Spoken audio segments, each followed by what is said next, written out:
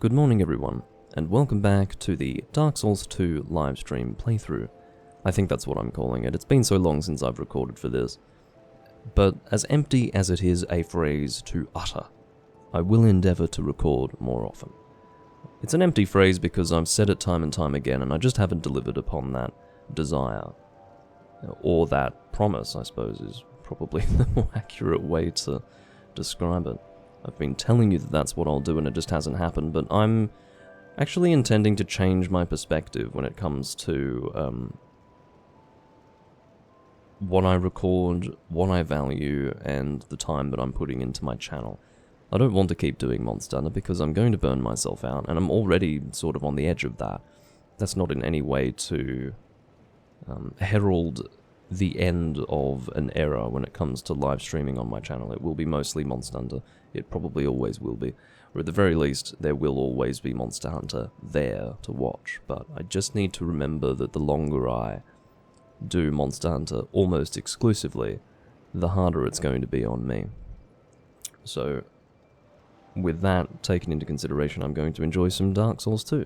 And I do actually have a robust plan in place for building my character further than I have done so far, which is not very much actually, so that wouldn't be all that impressive to be able to put several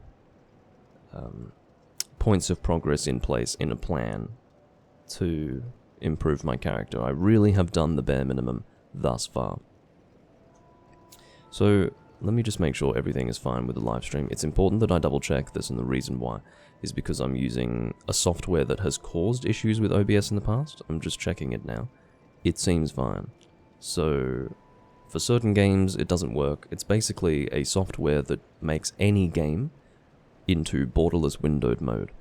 And oh, that's interesting. Yeah, no, it is working. So that's just something that I have to check every single time I record anything, pretty much, while using borderless windowed. I think that's what it's called. No, it's borderless gaming. It's called borderless gaming. I haven't had issues recording this game with it thus far, but it's important that I just make sure that I'm not having those issues, because if I'm, 10 minutes into a recording and then I realize that there's a problem, that's when I start to get very annoyed. So, to just talk about the build here, obviously I'm reiterating when I say this, but I haven't done much with this build so far. I explained it, I think, in the last Dark Souls 2 recording that I did. Basically, the logic is that I just want to sit down and play and have fun, and so I haven't been putting the time into organizing a plan. That's a little bit more researched focused. I would have to actually sit down with a reference guide and actually figure out what I want to make with the build. That in and of itself isn't a time-consuming exercise. It's just not as fun as actually sitting down and playing the game and sort of feeling my way through it. I've decided that that has happened enough, like more than enough at this point. I'm getting towards the end game, and I have done the bare minimum with this build. My miracles are pretty much as you see them here. I do have other ones, but they're not ones that I have any desire to use, so, I have almost, I think, is that more sorceries than miracles, or is it the same number? I apparently cannot count. That's 5. 1, 2, 3, 4, 5, 6. So I do have more sorceries than I do miracles at this stage, which is, I'm not going to say pathetic, but it's probably indicative of a lack of priority when it comes to actually building a faith build. I've just been playing through the game with faith scaling, and yeah, it's been very casual, but I have actually gone through the reference guide, which is a very abstract term, but in other words, I've been looking online to see what I want to do with this build, based on all the information that I could access, and I've got a plan together, and it feels good actually. What it does is it is an allocation of time between 15 and 20 minutes where I can then have a plan which will last me several recordings. And indeed, it will bolster the enjoyment that you will have in the build. It will bolster the entertainment value in general. And it's going to be more focused. There's going to be an actual plan instead of me just doing random things. So there might be some entertainment associated with me just playing randomly, but it's also nice to have things to do. The beer today is Westmalle Trappist. Haven't had it in a while, actually. They've added this weird label around the neck of the bottle, which makes it look quite cheap. Like, it just doesn't look very nice. I don't know if that's because I'm used to it not being there, and so I'm just being an old fuddy-duddy who doesn't like change, or perhaps it's actually just aesthetically displeasing. But, yeah, it's nice to have another one of these. I don't have nice Belgian beers that often anymore. It used to be very much a staple of my recordings, but just the smell of it is nostalgic at this point, which is almost sad. It has no business being nostalgic, but I suppose, yeah, I just haven't been drinking them regularly like I used to. The first thing that I'm going to do with this build is make an actual armor set that I'm happy with. When it comes to armor sets in a Souls game, I pretty much just go for fashion Souls. It's not to the extent where I'm actually going to compromise the effectiveness of the build in order to look a certain way, at least usually not. But I have no intention of doing that in this build. What I looked for was something that would somewhat match this weapon, but what I particularly wanted was like a holy knight sort of appearance. That's what I go for with a faith build, typically. So, you know, a little bit of gold trim, obviously a knight-esque appearance. And so I decided on the Ruin Sentinel set. That was probably the most gold/brass looking set that I could go for. I was actually wanting to get the set that you use the Dragonstones for, but I didn't realize that you used Dragonstones to get that actual armor set when I was going through. I haven't used the Dragonstones in this game, and if I did know that that is the set that you got from Dragonstones in Dark Souls 2, I have since forgotten, or had since forgotten, so I was rather rudely made aware of that by seeing that it required Dragonstones. I genuinely wasn't expecting that. So obviously I'm not going to be getting that set, because any Dragonstone armor set has 0 poise. So that is of minimal, in fact, that is of non-existent interest to me. Hello, Bread Users. Good to see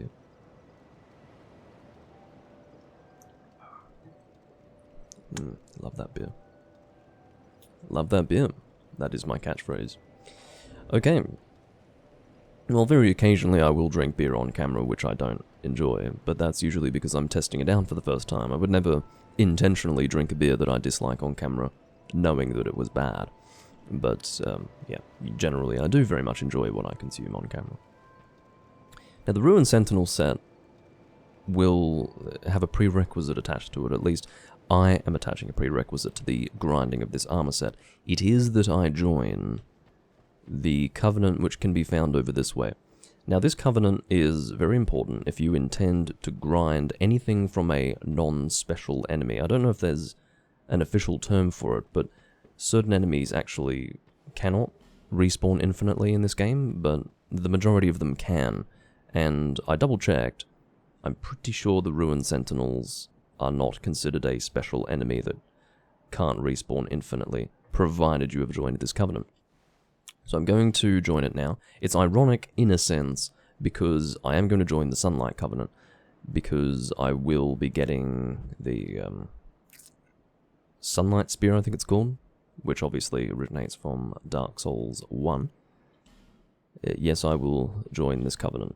They make it really clear that you are going to be embarking upon some sort of arduous journey by joining this Covenant. I'm joining it just for now, so that I can grind the Ruin Sentinels without any concern of them disappearing. So, that is the plan. So again, just to reiterate, the Ruin Sentinel armor set is what I'm going to use for this build. I didn't really check the weight of it, but because this is a faith strength build, I intend for it to be a heavier build. I will address any equip load issues, if they do arise, by grinding souls. That's just something that I do in Dark Souls 2. I don't really know how either individuals, because I haven't spoken to people about this game really since it came out, or how the community feels about asceticizing the Giant Lord's bonfire in order to effectively grind souls infinitely for your build. I don't know if that's considered to be unfair, or cheesing the game, or trivializing the experience. I've got no idea. But the reality is that it was built into the fucking game, and it hasn't spoiled my experience yet, so I will continue to do it. I can build my character just fine up until that point, so realistically I'd be able to continue building my character without any issues after that point, but I see no reason to walk away from that opportunity of building my character, so I will do that. I think the balance of the game, in certain ways, was ruined simply with the introduction of bonfire ascetics in general. Among other things, I think the balance of this game is a bit wonky when it comes to the building of characters and progressing through it. So I don't consider asceticizing the Giant Lord's bonfire to be so game-breaking that I should abstain from doing it altogether. So I'm not going to do that. Some of you might question why I'm even having that conversation.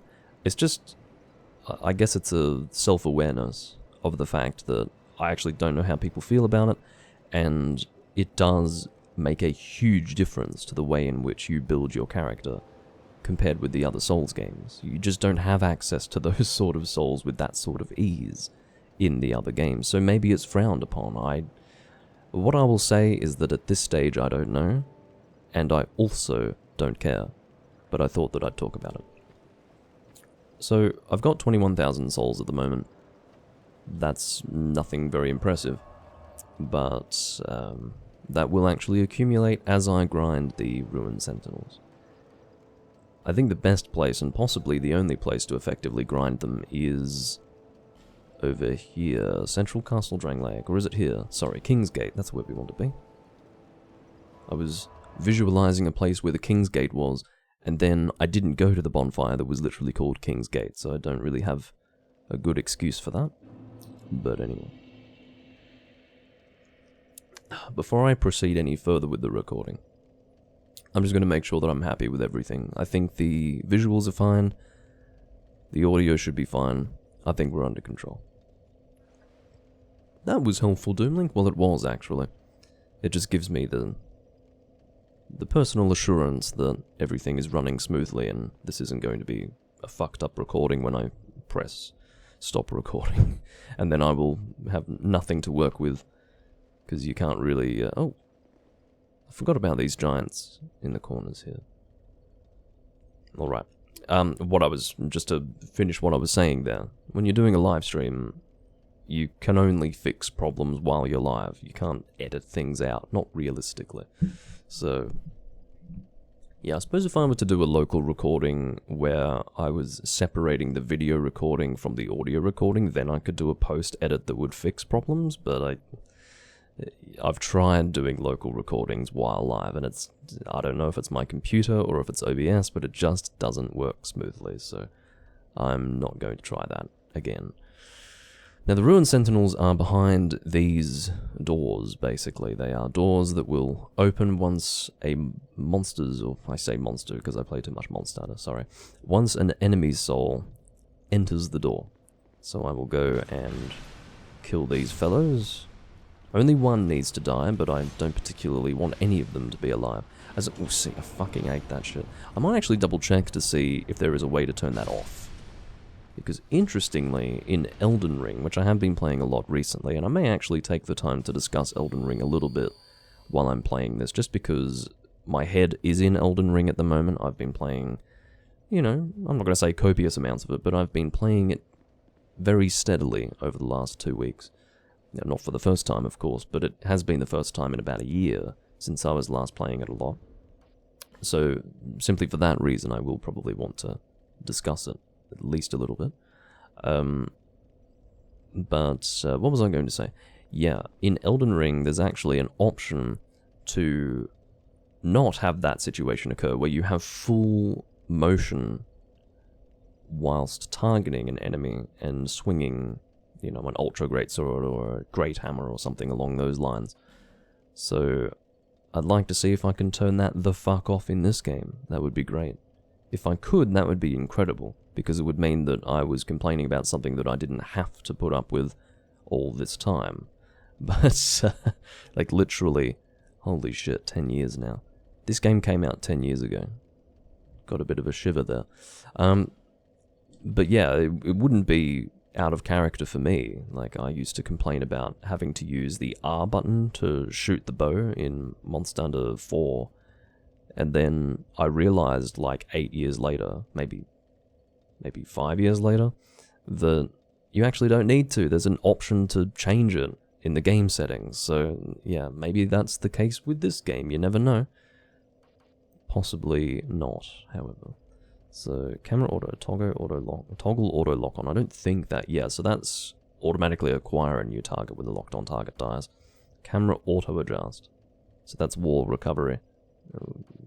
Yeah, I'm not seeing anything that relates to the problem that I'm speaking of. If you guys don't know what I'm referring to at all, just to clarify, I am talking about when you are targeting an enemy and you are swinging your weapon, or you're about to swing your weapon, and your character will actually respond perfectly to your right analog stick, whereas in most cases with a weapon, once you're locked onto an enemy, the movement of your right analog stick is not going to cause you to do a 180-degree turn. You're just going to be properly locked onto the enemy. That's just how it is with heavier weapons in this game, and I hate it. I don't know if it was designed to fuck us up, or if it was meant to be some sort of assistance being given to us by the game developers. I'll tell you what, it's not fucking helpful. Excuse me. And if I know anything about the people who made this game, it would be that it is very unlikely that they designed anything with the intention of making the game easier for us. So I think it's unlikely to be that. Still not doing all that much damage to these ruined sentinels, which is a little bit annoying. I'm about to have a problem. Oh, that's some slow healing. It's hard to experience that kind of healing here. Where do I have my chime? I have it here. That was nice of you to turn away from me at the perfect moment. I was really doing it to aggro you more than anything else. Some good damage on the strong attack there. Unfortunately, I have aggroed our little friends, and it seems that the Ruined Sentinels leash really aggressively. As soon as you go down this hallway, they are out of your hair. So that's good to know. Actually, I can take you out from a distance here. Ugh. Managed to hit his shield. I don't even know how that was possible. That's just unfair. I hate that. It looked like you wanted to continue your attack, but then you just couldn't. You seemed almost at a loss as to what to do with yourself. His arm was just in a weird spot. Oh god. I'm emoting for no good reason whatsoever, and risking dying. I'm barely staying alive at this point. I think I just need to adjust myself to Dark Souls 2. When you've been playing Elden Ring, my god, you go back to Dark Souls 2, for example, and it just feels wrong. There are no transferable skills there. Well, of course there are transferable skills if you're used to Elden Ring, but because you're used to Elden Ring, you are going to play very strangely here in this game. Because certain things, you know, the combat just is not the same. It almost couldn't be more different within the Souls formula, so yeah, it's uncomfortable and obviously awkward, but I'll get used to it soon. One of the things with Elden Ring that I've been both enjoying and not is the sheer scale of the game. Is like, I'm making multiple builds in that game, and it's really tiring, actually. I'm not sure about it. I think it's nice in a sense that I've got so much content that I can get through, but it's also... it's making the builds take a really long time to complete. And I don't know, it's weird, isn't it? It's not the sort of thing that should be a criticism. Like, that's not a fair criticism at all, really. That's... more content should be better. But I also think that less is more in certain occasions. On certain occasions. Alright, I'm going to coax you into attacking there. And then I'm going to try to heal. Again, leashes as soon as I go into the hallway. I thought he ran back. Well, he almost ran. I'm used to having proper mobility while going up against these enemies.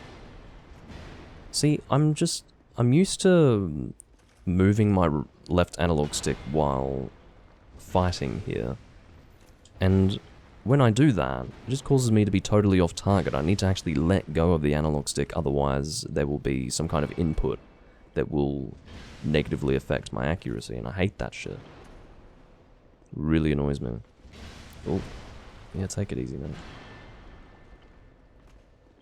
You leash now, my friend. I nearly called him sir. Come to think of it, I should be using something to boost my item discovery. I need to double check to see what rings I have. I don't think there are any rings that I can equip at the moment that will boost my item discovery, but I do know that I probably have a part of the Jester's set that will increase my item discovery. So I might investigate that now.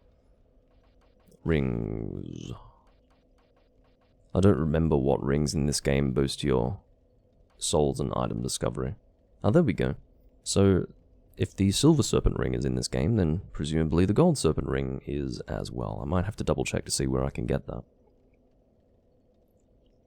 I have no recollection of where to get it whatsoever. So let's have a look now. It is somewhere. Gold Serpent ring. The Iron Keep. After the Smelter Demon, go into the room with the moving platforms and go up the ladder in the middle of the room. Take a right, go up the ladder. Lava-filled cauldron. What? So, the only lava-filled cauldron that I can think of is way up high. So there might actually be another one that I don't know about. So it says, into the room with the moving platforms. I know that room. Go up the ladder in the middle of the room. I know where that is. Take a right to go up the stairs and go up the ladder. Okay, it is where I'm thinking of then. Yeah. No, that's fine. I know precisely where that is. I remember it so well that I'm shocked that I forgot what item was actually sitting in the cauldron, or on the rim of the cauldron. What I'll actually do is, while I'm here, I will continue fighting these ruined sentinels. But then I will, for the next round, try to acquire the Gold Serpent ring. I should be able to do that without too much difficulty. I don't know if... Oh, I actually only wanted to kill one of you. But that's alright. I believe you still get the souls for whatever ends up going into the door, because you can see that if you don't have a soul go into the door, it'll go into you, which then provides you with souls in your soul counter. So I haven't actually checked to see if it going into the door will rob you of your souls. I don't know, and I'm assuming that it doesn't, because that would possibly be too unfair, even for the people who developed this game. I'm assuming it's just a visual thing, and they don't just, well, take away your souls.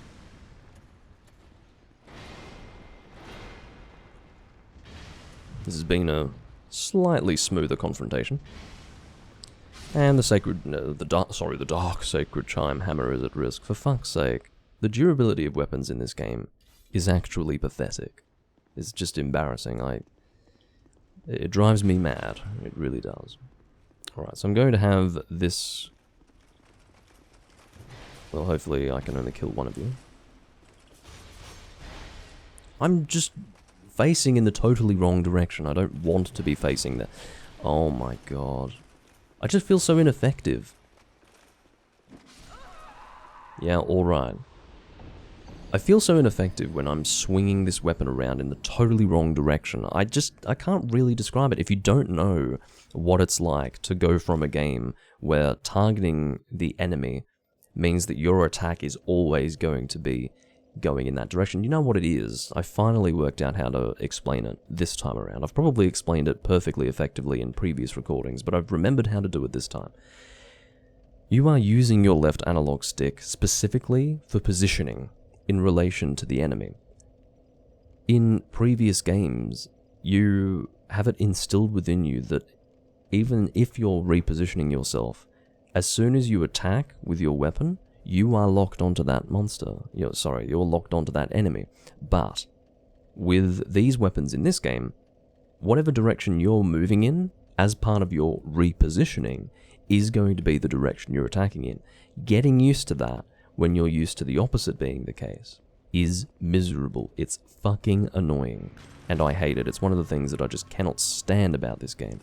Okay, once you open those doors, they are permanently open. That's good to know. So, what I'm going to do is acquire the gold serpent ring. That is probably the best thing for me to be doing at this time.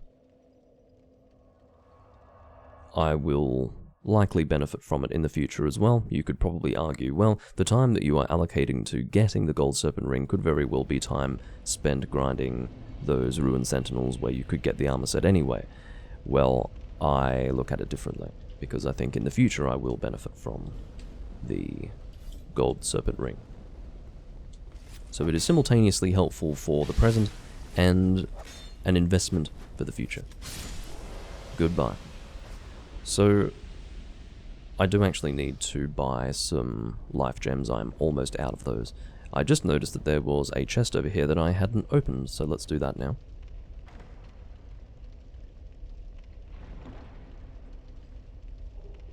It is a porcine shield. And whatever the other thing was. This is actually a pig's head. I don't know what it does. I don't know if it snorts. Is snort the right... see, a snort is more of an inhaling. So what is the exhaling version of snort? Is it snot? Oh, for fuck's sake.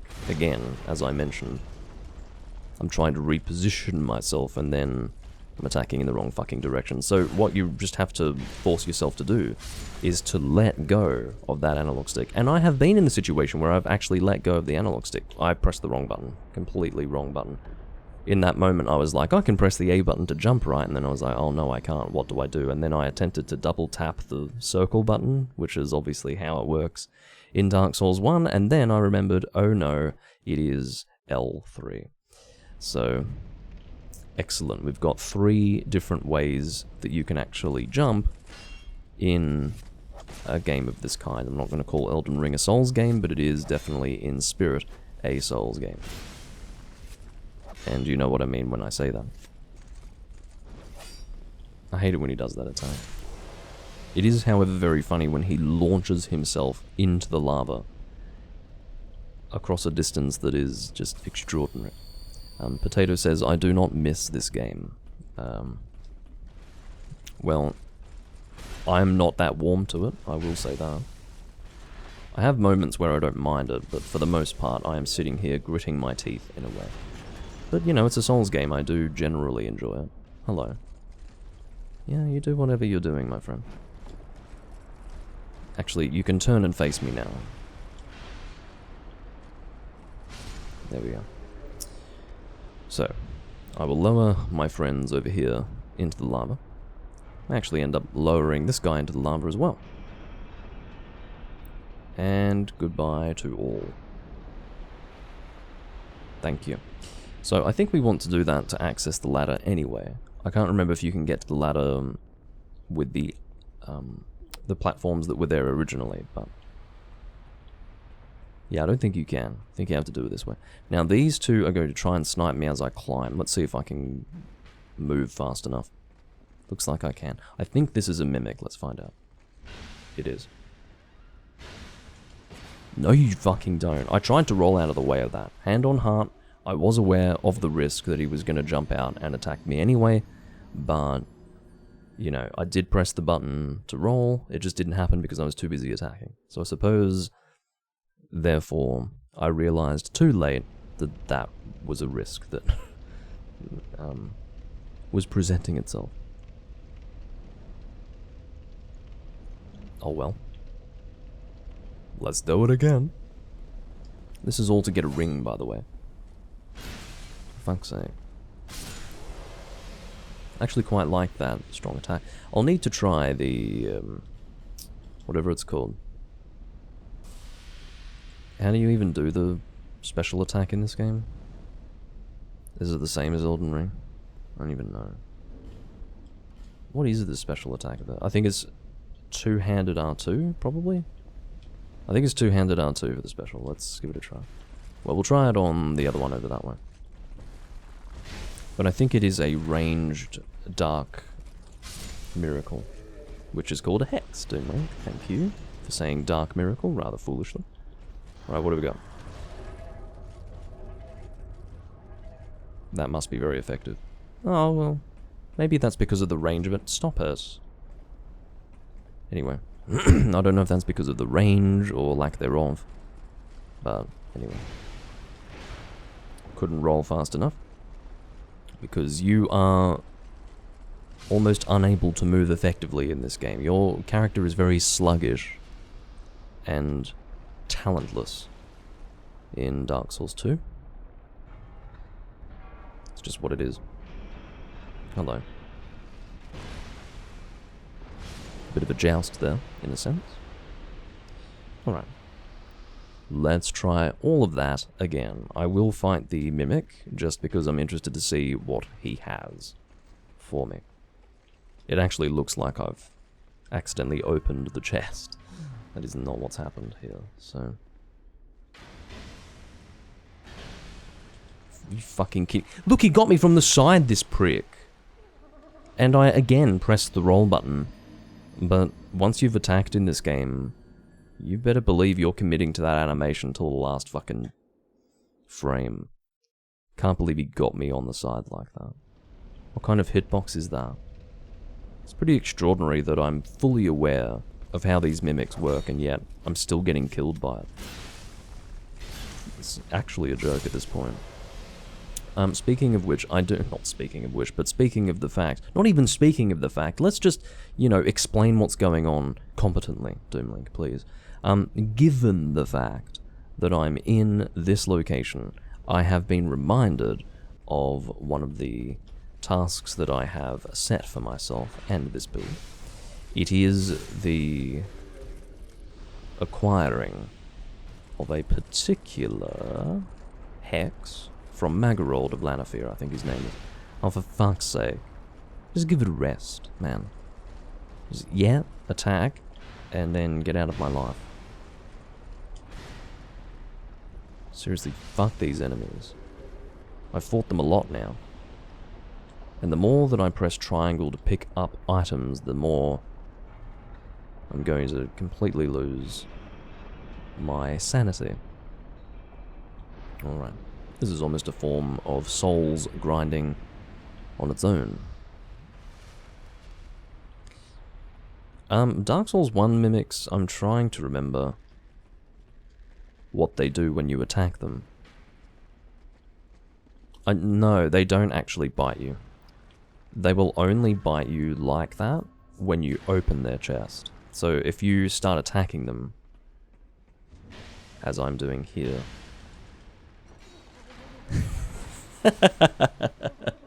I don't know what I'm doing. I guess what I'm doing is trying to really, really outline how wide the hitbox is there. Like, how fucking crazy is that? I'm not even standing next to him. Well, I'm standing next to him, but I'm not anywhere in front of him whatsoever. And just for the record, I have been pressing the circle button to roll as well. Just, I mean, I don't know if it helps my case, but, someone watching is going to say, Doomlink, surely at this point you have learned that you need to be more cautious than you have been. But you know what, I don't care. I'm happy to actually demonstrate how fucking shit the design of the mimics are in this game. Or the design is for them. It's just what it is. They are terrible. Literally terrible. Alright, hurry up and get there. No, that damage isn't very impressive at all. I gave the attack the benefit of the doubt last time, in that I thought, oh, maybe the amount of distance that it had to travel somehow reduced its damage. Well, no, that's not what happened at all. It did its full damage, and its full damage is not very impressive. Look who I have to fight. This prick with his bow. If you want to step right off, that would be great. And there we go again. Playing this game is actually even less pleasant coming from Elden Ring. That's not to say that Elden Ring... You know, I don't want to sit here and say that Elden Ring is such a better game than Dark Souls 2, but God, it's more comfortable to play. The combat is so much more comfortable. And I'm not somehow comparing the smoothness of the combat based on when the game was made. You know, Dark Souls 1 and Demon Souls are nice and snappy, okay?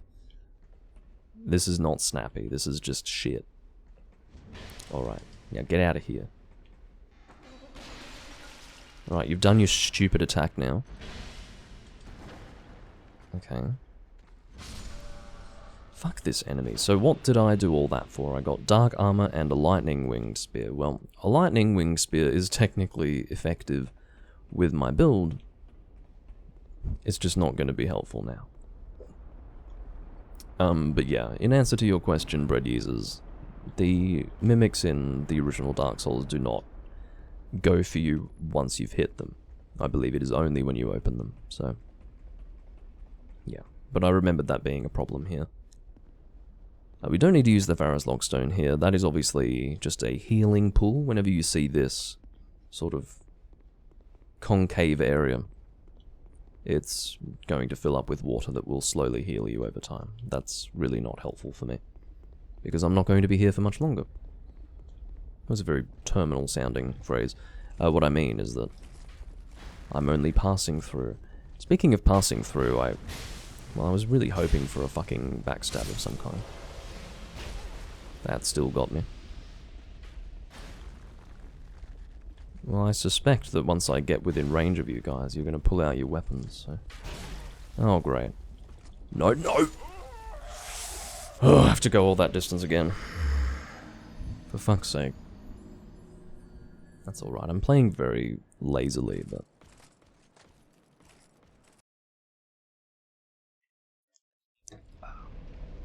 that's fine. I don't have to fight the Mimic this time. I can resist temptation.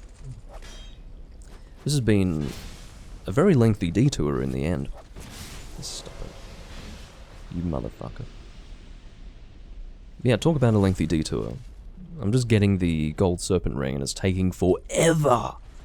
I'm having to try over and over and over again to get through this area. And there's no real good reason why. Like, the only thing I'm actually struggling with at the moment, I mean, initially, of course, it was performing a jump. And then it went... no! I just lost, I think, 40,000 souls because I pressed the wrong button. What I intended to do was go two-handed and then press R2 to do my ranged attack. That is not what happened there. I pressed R2 without going two-handed, and that caused me to fall straight off. Jesus.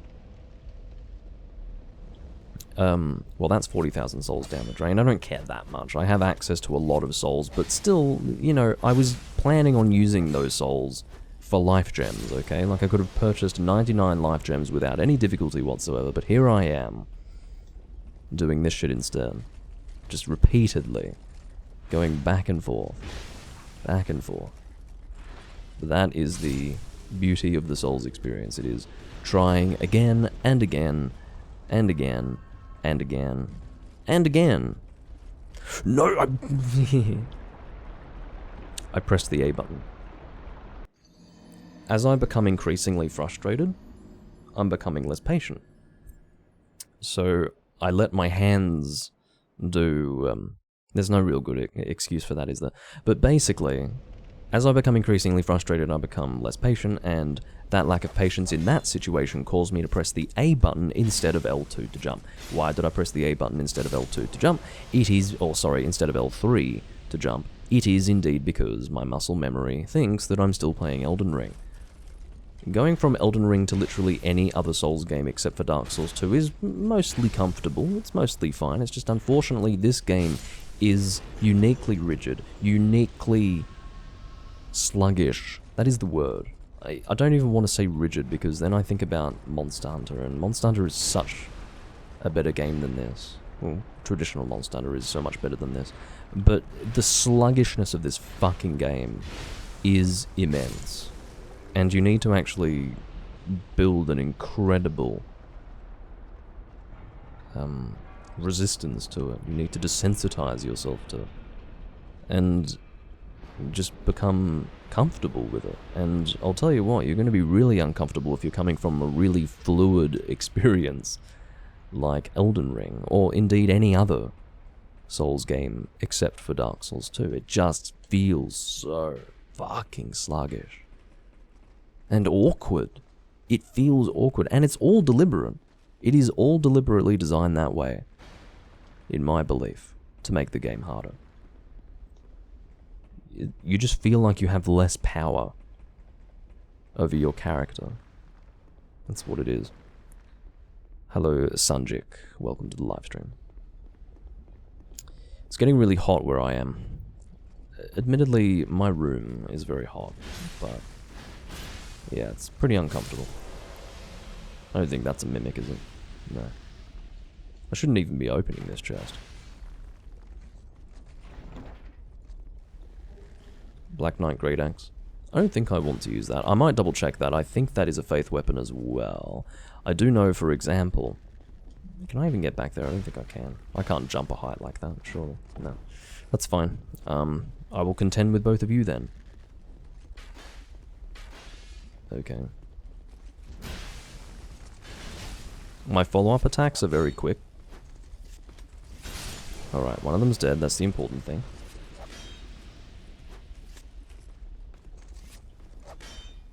Alright, and now I should be able to get a follow-up before you can hit me. Yes, I can. Alright. We're not out of the woods yet. I need to do some specific drops. They're not that difficult, but anyway. What was I going to say?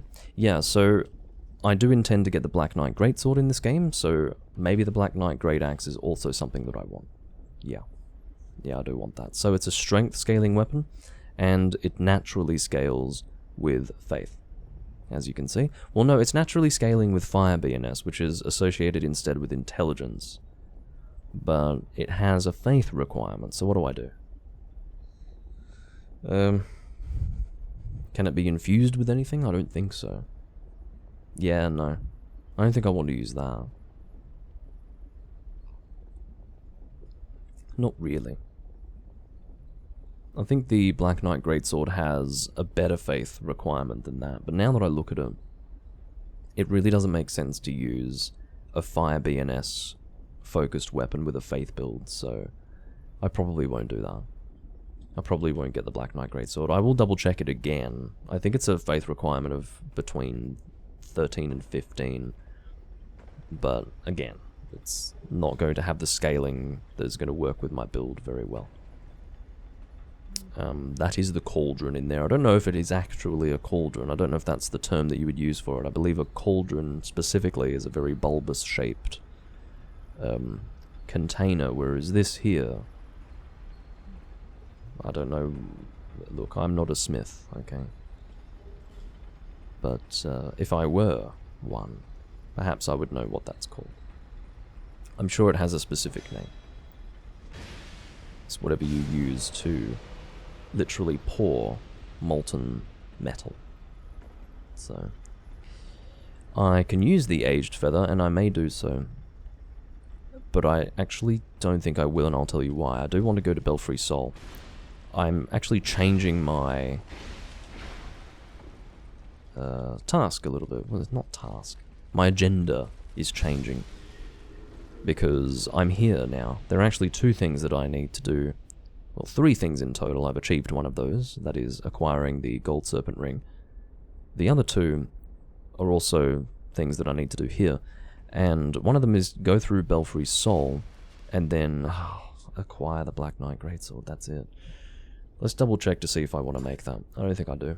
I'm glad that I just pulled myself up and realized that one of those tasks that I have for this location is the task that I was just talking about no longer doing. So let's have a look. Black Knight Greatsword.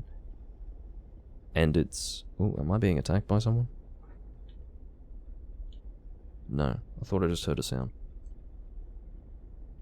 Oh, it's called a casting ladle. That's interesting.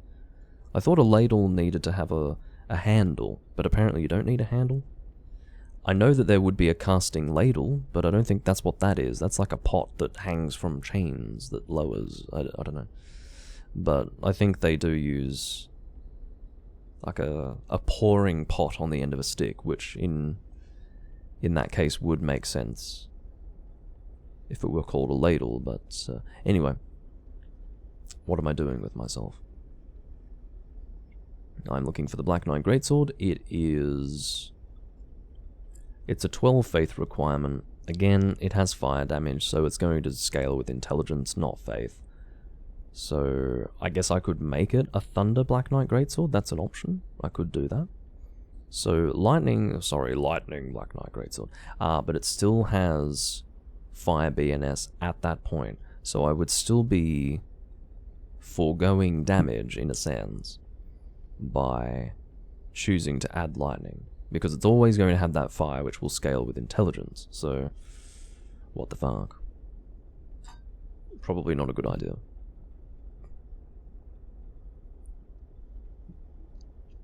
In that case, I will remove that from the list of tasks, wherever it is. Black Knight Greatsword, Belfry Soul, Illusory Wall, goodbye. Alright. I will use the Aged Feather and go to the other bonfire location here in the Iron Keep.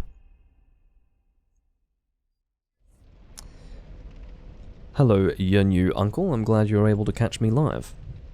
You are the one who seems to enjoy these live streams the most, and I do appreciate that. I will head to the first bonfire of the Iron Keep, and we will converse and do business with Magarold of Lanafir. He is going to give us a hex. Our very limited selection of miracles will be expanded. Yes, it's technically not a miracle, but it will use a chime, and will scale based off our faith.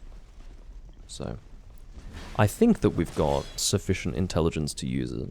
I think I have 12 intelligence with my build at the moment, so... Why are there two of you here? Can I just ask that question? I didn't ask it immediately because I was trying to work out in the back of my mind while I was conducting my commentary whether or not I'm literally going insane. But no, there's usually only one here, isn't there? So why are there two this time around? What's happened? Anyway. I did lose my 40,000 souls, whatever it ended up being. It was roughly 40,000. And I've now got 19,000, so that's lovely. I can still use that probably to get a very large number of life gems. I will give you the petrified egg. I forgot that you like petrified eggs.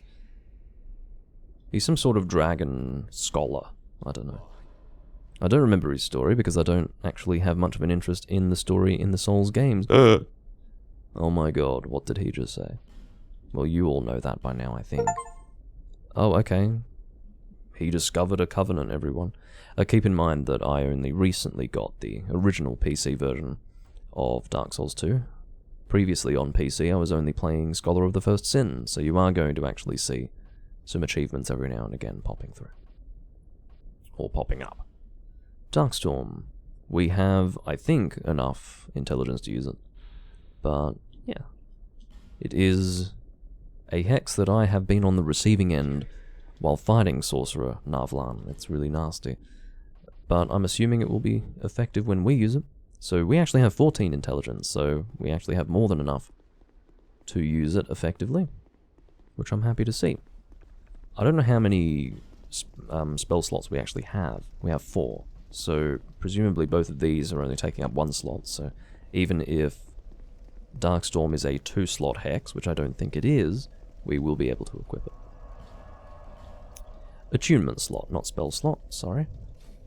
It is a 2-slot hex, so I'm glad that I had 2 slots left over.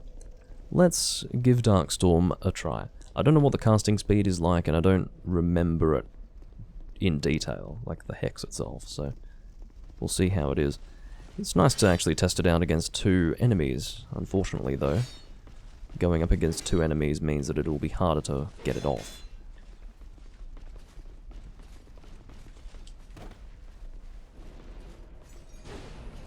Oh yeah? Hey, that's cool. What's not cool is that these little pricks actually get an invulnerability period after you hit them once. Otherwise, you know, if you're going up against an enemy that doesn't have that kind of invulnerability period, like for example a boss, I'd say Darkstorm would be quite effective. But anyway.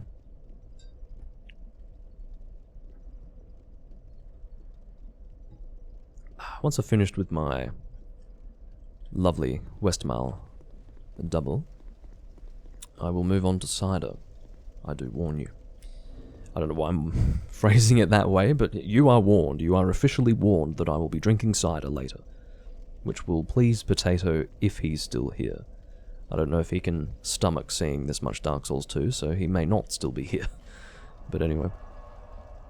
So we've got Darkstorm, we've got the Gold Serpent Ring. With that, I say we return to our grinding of the Ruined Sentinel set.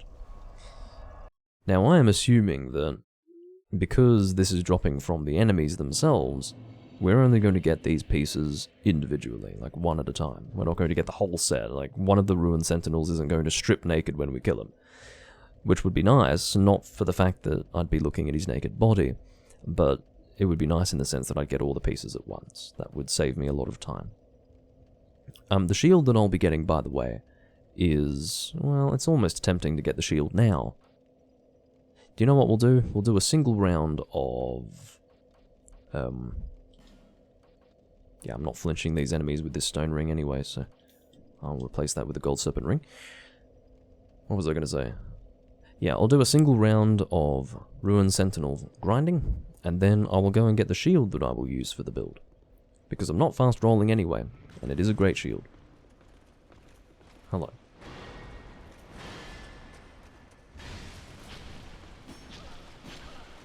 Hello. I kept my Ring of Giants on for a reason. It's for the poise. Which I couldn't see much of in that moment. There was a whole lot of flinching going on my part. You know, once I've attacked with this weapon, my character just needs like half an hour to fucking recover. Just can't roll, you know.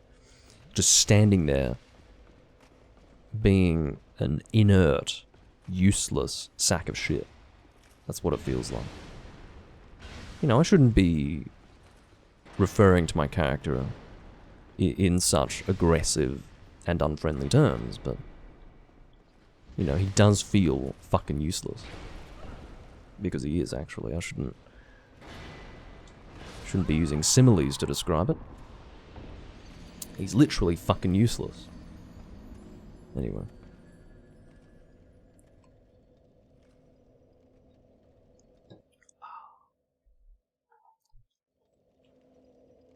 I've died to the first one, which is great. Speaking of which, I do need to guess. Why do I keep saying speaking of which? That is not the correct phrase to be using when I have not actually referred to anything that is even an adjunct to what I was... to what I'm about to say. Yeah, aside from that, I do need to buy some... whatever they're called. Life gems. 55. That'll do me. It's a decent number. I will equip them now, in the slot that they previously occupied. Well, let's go back. Oh, very warm in this room, by the way. I don't know if I look flushed, hot, but I am. Very much so. I'm gonna deal with you first.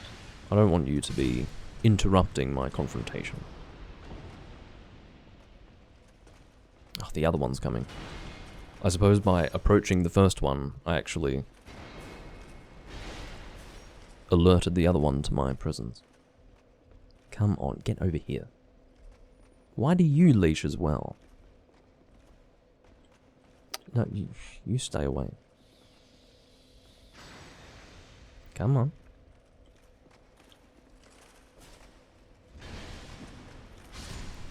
Yeah, your little hopback doesn't work with me when I'm choosing to actually keep my left thumb off my left analog stick, my friend. I'm learning how to play this godforsaken title. These guys must be fairly resistant to whatever non-physical damage I'm dealing with this hammer. I really shouldn't be using a life gem in this situation. Because of course he's leashing and there's no real risk associated with using a Nestor's Flask at this point. What was I checking? Oh yeah, how much non-physical damage I'm dealing. So these guys must be really resistant to dark damage, because I feel like I'm just not hurting them all that much with my attacks. They could just be very well armored in general, or have a lot of health, but 360 damage per attack just doesn't feel like much. I feel like it should be a little more than that. Although, after fighting those weird turtle shell armor enemies, I think it was roughly the same damage, so maybe it's normal, maybe they've just got a lot of health. That's probably what it is. One more attack, I think. Alright. It'd be nice to get some, at least one piece. I can feel the joke coming on. No, I will resist the temptation.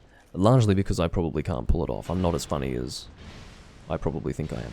Anyway, in fact, not even telling the joke would be funnier than attempting to tell it, I think. Because it gives you the opportunity to imagine a funny joke, which might actually elicit some kind of laughter out of you.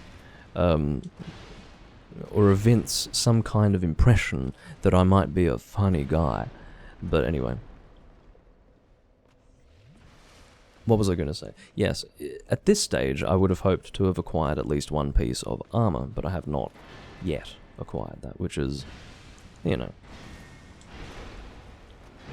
I would say dissatisfactory, given that I need 5 pieces of the shit. So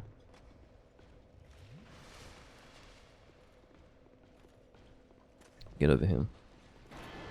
One of the rare occasions where I'm going to say get over here to a ruined sentinel.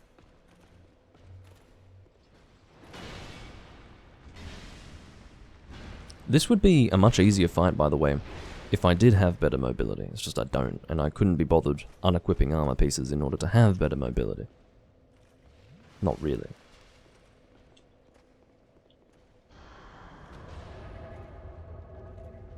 Is that going to do anything at all? Well, actually, that dealt some decent damage through his shield. I wasn't expecting that. That was about the same damage that was dealt to the turtle shell creatures.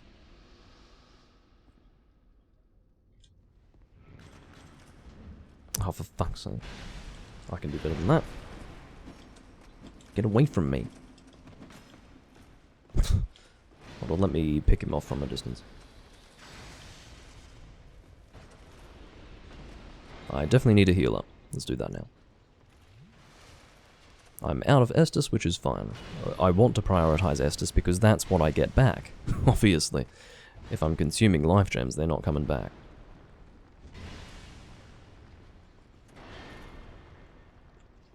Obviously, once I get a great shield, I will be able to shield attacks like these without having half my fucking stamina taken away from me. Of course, this Dranglaic shield is not upgraded at all, and the reason why is because I never had the intention of keeping it as my main shield. If you're wondering why I haven't upgraded anything, it's because, you know, none of it is long-term. This was all stuff that I had equipped just for the time being. That's the problem with having such a lazy build. You choose not to make things, and because you know that you're actually going to make things eventually, you don't upgrade what you do have on hand. So, well, I say it as if it's a logic that other people would share. I don't know if it is or not. Well, here we go, we finally got a drop. What is it? It is Orestone, which is not what I fucking want. That's for the Covenant that I'm currently in, and I have absolutely no reason to level up this Covenant. It's pointless. Like, the end, I think 30 points, 30 levels in the Covenant, gives me a worse ring than I currently have equipped, which is the first dragon ring. I've got the third fucking ring. I'm assuming that they stack, but I wouldn't want to stack them. That's a waste. And if they didn't stack, that would be even funnier. That would be genuinely hilarious. Alright, get over here.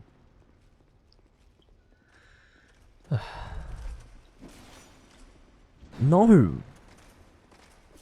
Don't face in the other direction, please. I'm glad that you stayed alive. I only wanted to kill one of you. I need to change weapons now. I know I have someone pursuing me, and by someone, I mean this prick. I know he's pursuing me, not just doggedly, but with the sort of assiduity that really, you know, is exemplified by Dark Souls 2 enemies. They just pursue you with inhuman speed. They just... That's how they're designed. What the hell is that? Some sort of loom dink that someone sat on. I was so focused on not the loom dink that someone sat on, but just killing that irritant of an enemy, that I forgot that I needed to open this door using his soul, so I will fix that now. I actually did not have my larger left digit touching my fucking analog stick, so why on earth did my character turn away from the enemy? Again, exact same situation. Oh, it must be because technically my character is facing in that direction. That's what it is. So even if it doesn't feel like that's what my character should be doing because I'm not touching my analog stick, oh, congratulations. Congratulations. For God's sake.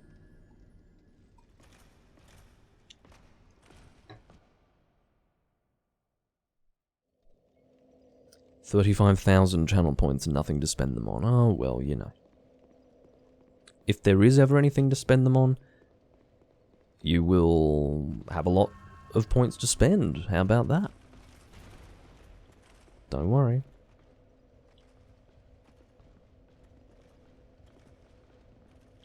Come on, guys. Go back to where you came from. No, you... I will go back here so that you return to wherever you started. Seriously.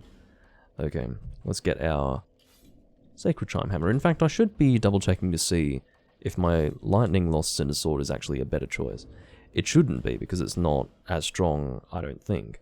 But you never know, the lightning damage might actually make it better. I'm just plowing through human effigies, but I can buy a lot more because I haven't actually bought any in this game yet, so... What are you doing? Oh, your friend is waking up now.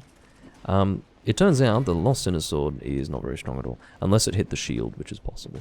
This is turning into a terrible situation. I'm going to reset this, because the reason why I pissed off so many of them was because I was getting my soul back. So what I will do is I will equip the weapon that I actually want to equip. Actually, can I put some stuff into storage, please? I'm starting to get annoyed going through all of these different weapons to get to what I actually want to equip. There we go. Easy as that. Don't need to purchase a fucking bottomless box. I can just have the storage on hand. Okay, fine. Just don't allow me to piss off the other sentinel, please. Or don't, you know, put me in a position where that's going to end up happening. Didn't reach him, annoyingly. How about that? There you go.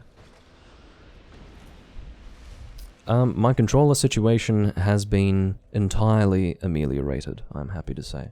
I have a PlayStation 4 controller, and it's working just fine. I gave up on my DualShock 3.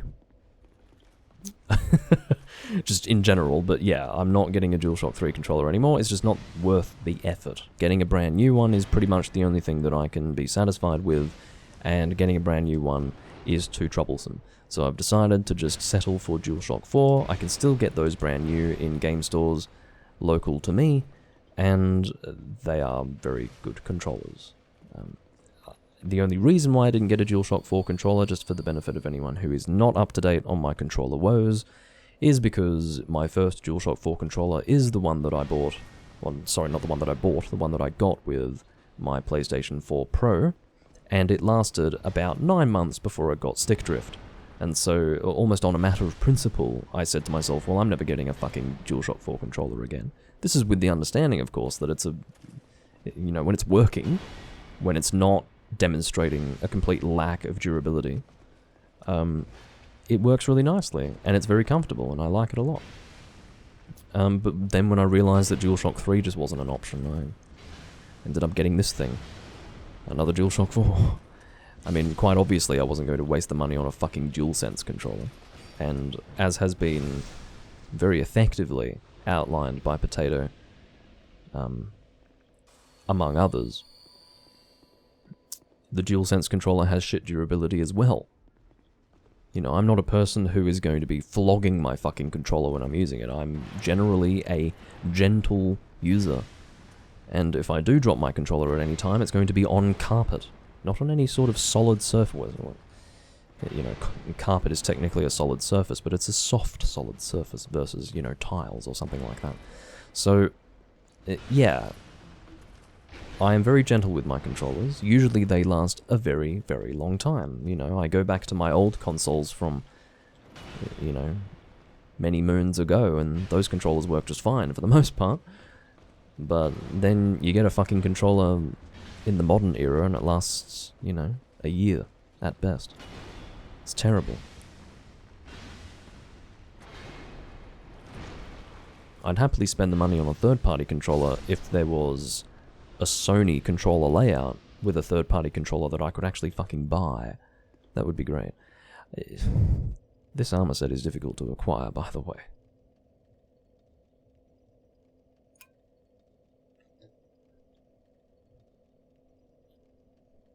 Yeah, well, apparently describing the DualSense controller as being able to last a year is already a liberal estimate. Apparently. Why am I having to deal with two of you? Why? I suppose it's because I'm in his line of sight, which is really problematic because it means that I might not be able to get one of them to attack me instead of two. I will get my souls back again. It's a little bit dangerous, but yeah, this is a really difficult armor set to get. I'm going to double check to make sure that I'm doing the right thing. It's possible that I'm not. It's just I would have expected to get at least one piece of armor by now with the number that I've killed. I'm not expecting, you know, everything to fall in my lap like it's like it doesn't need to be a challenge. It's just I was hoping to have achieved something in this time. So let me check. Ruin Sentinel armor set.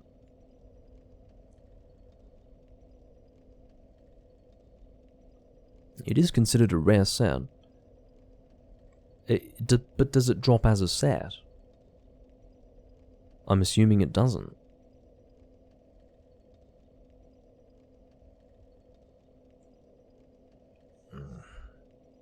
I like how in the notes it said, it is rumoured that the Ruin Helm's design took an homage to a headpiece in Armored Core Verdict Day.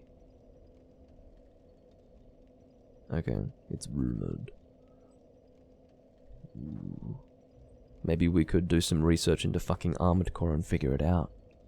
Anyway, that's Vextra Life for you. I've been instructed never to use Vextra Life, but on this occasion, I think because of Elden Ring, I am using Vextra Life.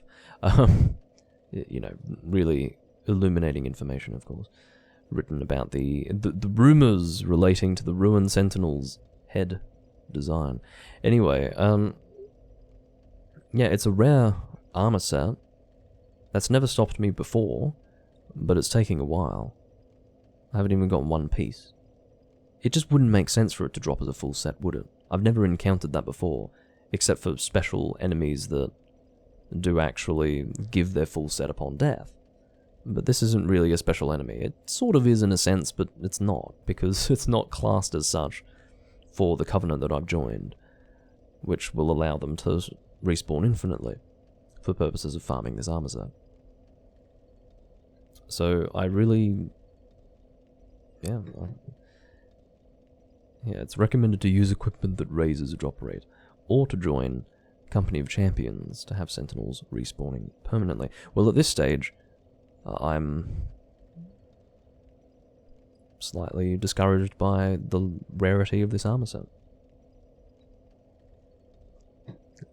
If anyone can confirm whether or not it drops as a full set, that would be helpful, but really, logically speaking, it probably doesn't. Jester's Gloves is increasing the number of souls acquired. I would rather equip something else. Possibly Armor-Clad Gauntlets. Yeah. And instead of that, I might try to... Well, hold on, it looks like I haven't purchased the full Jester's set. Because I think one of the pieces actually gives you increased item discovery, doesn't it? Let me double check that. I'm quite sure that it does. Oh, it's the head. That's right. It's the head that gives you increased item discovery. I will go and get that now.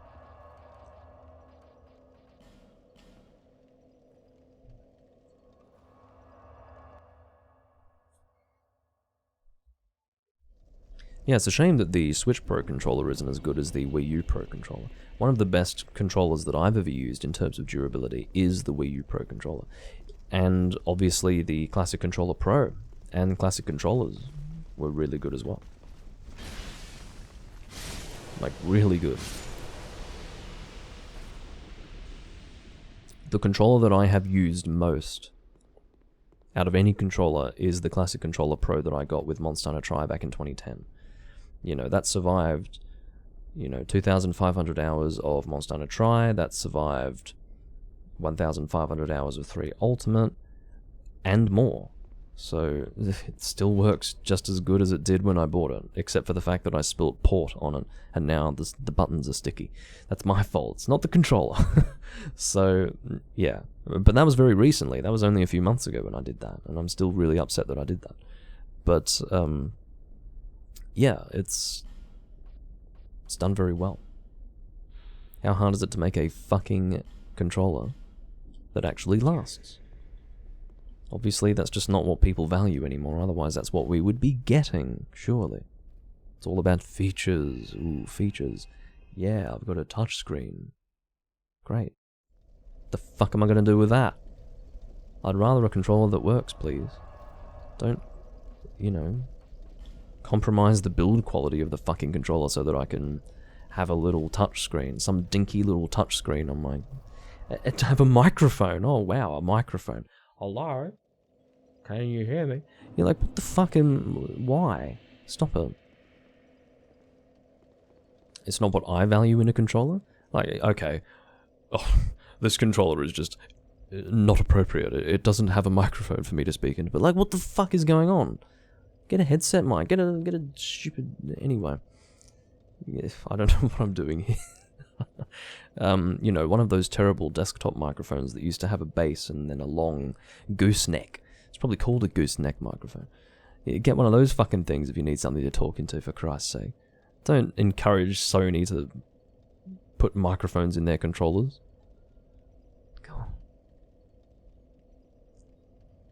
Of course, it's only a theory of mine that it's because of these features that the controllers are less durable, but... Those two things are not directly related, it's just that a consequence of having more features on your controller is that it is more expensive, so I think to then bring the cost down, which is being passed on to the end user, they are making them cheaper to manufacture, or less reliable. So, yeah, which is done obviously by cutting corners in the manufacturing. Corners that previously were not cut. So, there you are. That is my theory, and it is one that I have posited on several occasions in many different live streams. So, with that taken into consideration, I might stop crapping on about the same thing in every recording that I do. I just thought that it would be worthwhile mentioning here for anyone who just specifically watches Dark Souls VODs on my channel. If there is such a person, it is a person. not people. The point being, I mean specifically Dark Souls. Get over here. You as well, like I don't care. Whoever wants to fight me. That was one of the rare instances where the full mobility of my character while I'm swinging my weapon was actually helpful.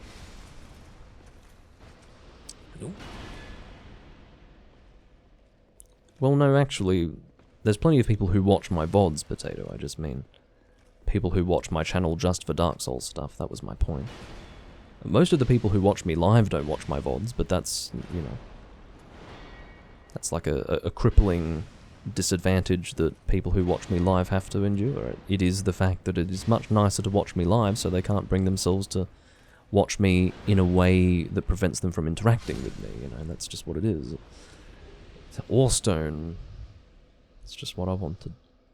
Well, I'll be leveling up this Covenant before I get the armor set by the looks of it. Fully leveling it up, that is to say. But yeah, I have plenty of people who watch VODs. Well, not actually plenty of people. A sufficient number of people for me to be satisfied. It's not many people at all. But, you know, that's a separate conversation. It is the taboo conversation that we must not ever mention. The fact that I don't have a viewership. Oh no. But yeah. That's actually part of the reason why I've decided that I should focus more on non-Monster Hunter stuff. I've been doing almost exclusively Monster Hunter chasing views, right? Chasing what the majority of people want out of my channel. But, you know, I'm never going to have the time to put into my channel in order to make it big in any meaningful way. Not in a realistic way where I'm getting tens of thousands of views per video. It's just not going to happen at any fucking point in the future. So why do I focus so much on Monster Hunter in that case? You know, I should instead just do what I enjoy. Do whatever I find fun, which is what I'm doing now. You know, I want to do more non-Monster Hunter. I want to keep the recordings varied for my enjoyment. So, there you are. But, yeah, that's probably about as much as I want to say about that topic of discussion. No. I was hoping that he wasn't going to sneak in an attack there while I was having a leisurely drink of my Estus Flask. I don't regret no longer streaming on YouTube. I don't feel like I have lost an audience there. I don't think streaming on YouTube has the discoverability that you can expect from Twitch. Yeah, well, fine. If it has to be a situation where I'm fighting just 2 Ruined Sentinels and then recycling it, that's fine, I don't care. No, I don't regret walking away from YouTube, because I am actually getting more benefits out of streaming exclusively to Twitch.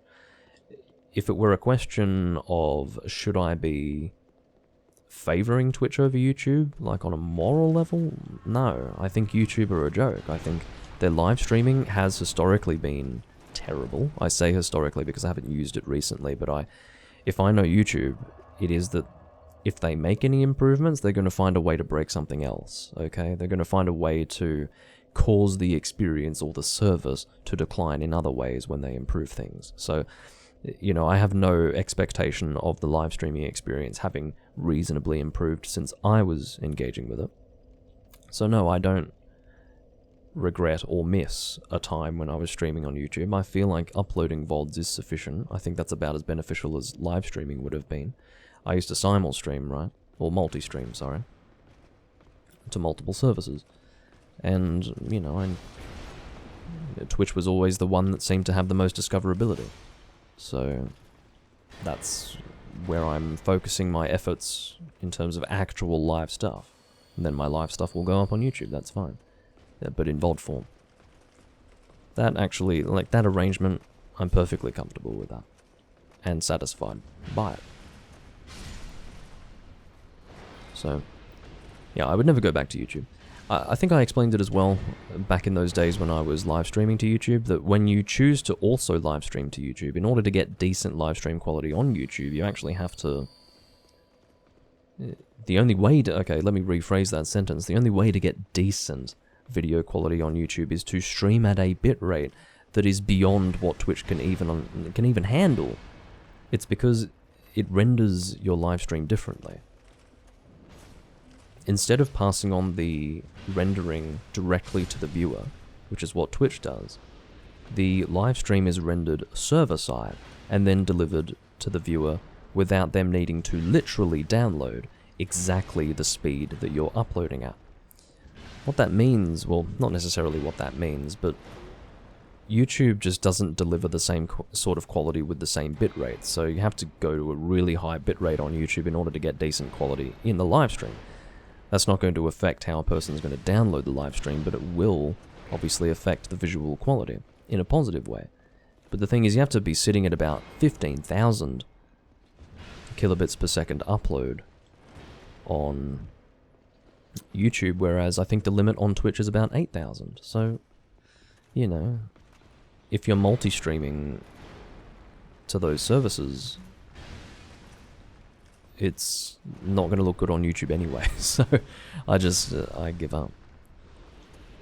Ruined Gauntlets. I got a piece of the armor set, ladies and gentlemen. Incredible. Well, we are one step of the way. It is 5 armor pieces. No, it's 4. I said 5. I guess I'm so used to Monster Hunter that I said 5 instead of 4. Yeah, there's going to be some Breath of the Wild as well. Just that same idea of me doing stuff that isn't Monster Hunter. It means that I will have more time to do things like Breath of the Wild. I'm actually sort of enjoying the Breath of the Wild experience at the moment. Whenever I do get on and play it. It's relaxing. I could just go and do random things. Not really worrying about story content. I think there's still a little bit for me to do in the story, but not a whole lot. It's getting so hot in this room that I need to turn on my aircon, so I will do that soon. I will just conclude this confrontation first. Well, that was nice. You weren't even shielding, but your shield still bore the brunt of my attack.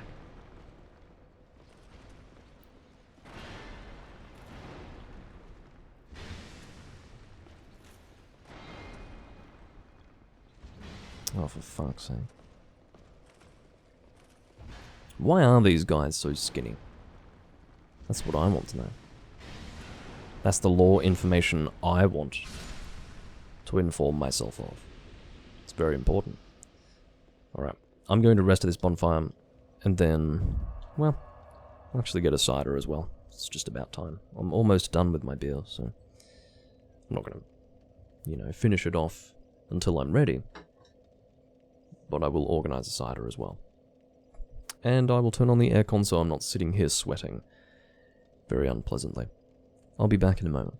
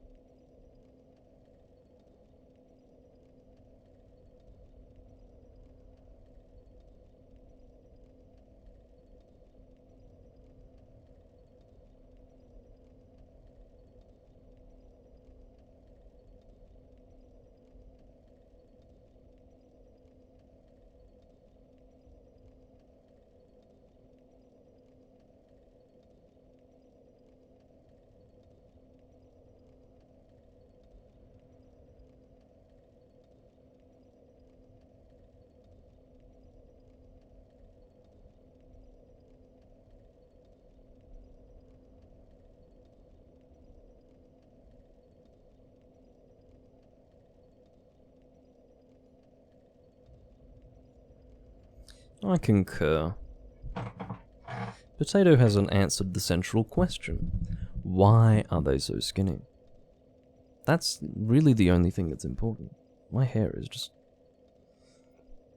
There we go. That's slightly more acceptable. Alright, whoa. All of a sudden, I'm playing mouse and keyboard, let's go guys. God, how fucking weird does this look? Imagine using mouse and keyboard. Look at this. This is like being on a fucking 3D roller coaster ride. Look at this. I'm sorry, but this might be perfectly normal for some of you, but this is just too much. This is not Souls for me. Whoa. Hey guys, I'm sorry, but if you actually get motion sickness, this is going to give you motion sickness. That's insane. Okay. I'm not going to have a wider conversation about what it's like to play a Souls game with mouse and keyboard, but really, if you do that. Maybe just give a controller a try? You're probably a PC gamer who's never touched a controller and is quite a purist and a bit of a snob when it comes to that, but I encourage you to at least give a controller a try if you're going to play a Souls game, please. Just do it. Hello, A-Gaming.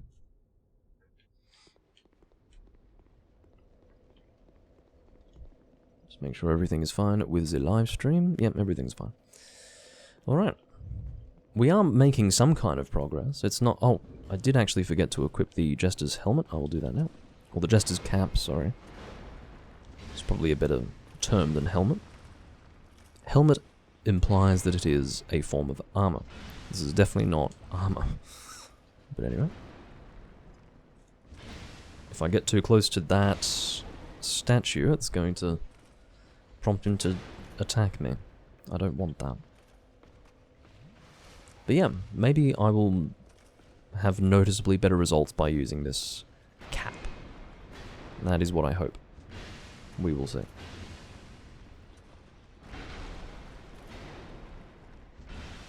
I shouldn't have done that.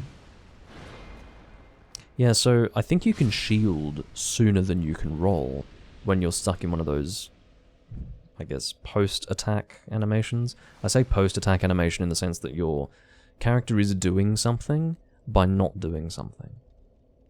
I guess you would say stuck in a vulnerability period. Ow. No! You get the hell away from me while I recover from your assault. Once I begin the healing, that's about all I need, my friend.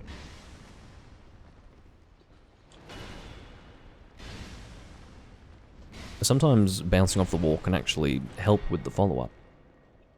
You can do it faster.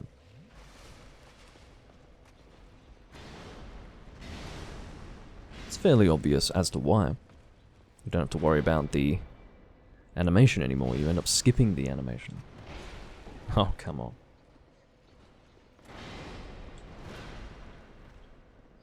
Probably should heal myself.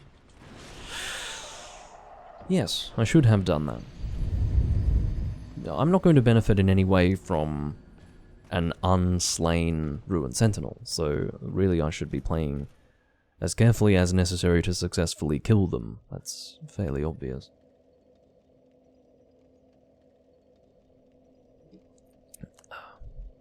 A-Gaming apparently saw that coming.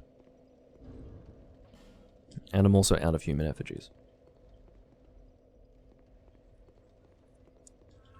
Well, I'm not going to either blame or attribute the death to the Ruined Sentinel. I think I was the one performing poorly. And if anything, I gave him the opportunity to attack me. It is very good that they leash in this hallway. It makes this whole experience a lot easier to manage. Alright, come over here. Don't be shy now. I will mention that I'm not going to grind these guys for the whole live stream. I will take a break.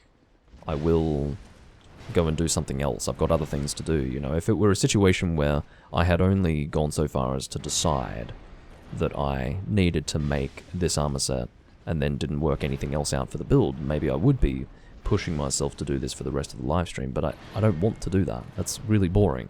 So, yeah, I do have other things to do with this build, so I will work on those.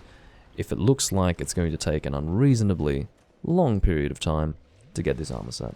To be fair, I've probably been doing this without looking at how long I've been live, which is not a fair representation of how long I've been grinding these enemies. I'd say it's probably been about 30 minutes of grinding these enemies, and I've got one armor piece to show for it, which is not very impressive. So...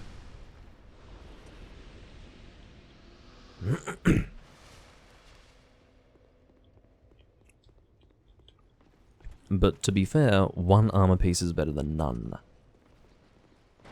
One would obviously hope that now that I'm using the Jester's helmet, Jester's cap, sorry, it will speed things up a little bit.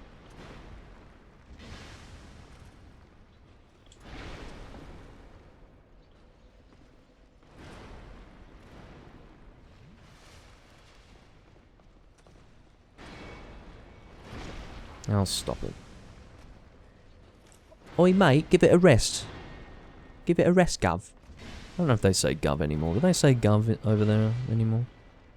It's probably a bit old-fashioned now. I bet they still go bruv, bruv. Well, I'm sure it depends where you are. I'll tell you what they do say. Surely, they must still go, innit. They must still do that. There's no way they don't. Come on. It wouldn't be the United Kingdom if no one in that part of the world said innit anymore. It just wouldn't be.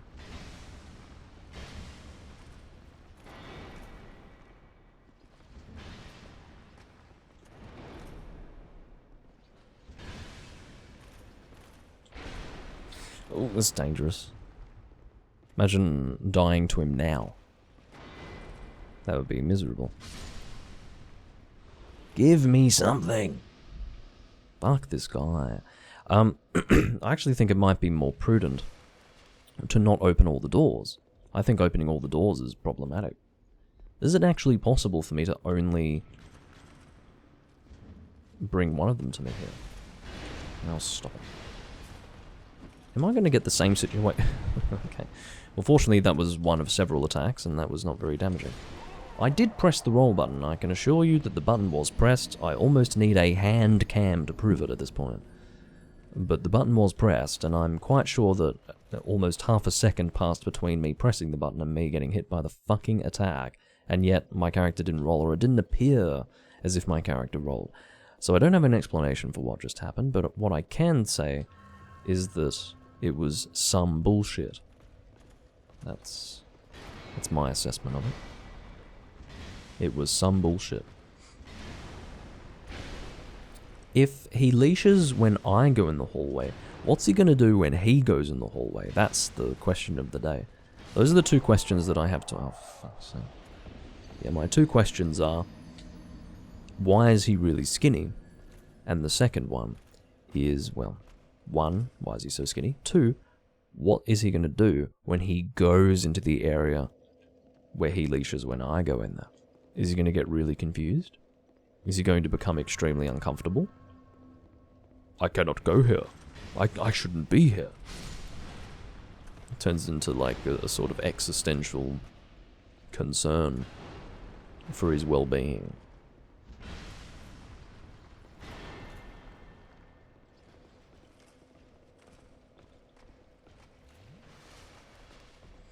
I have lost so much health.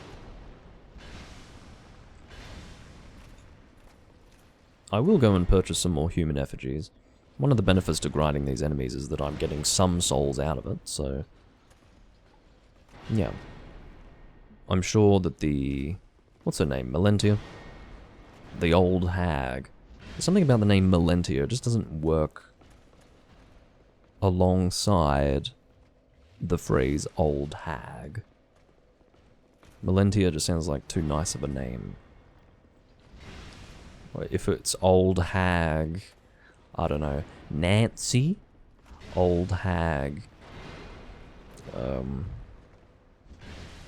Ethel? Or, you know, some old-fashioned name, maybe. Or some nasty fucking name. Some ugly-sounding name. It would work, but Melentia sounds nice enough. Alright. I'm actually going to see how many she has to sell me. I'm almost certain of the fact that I haven't purchased any, so...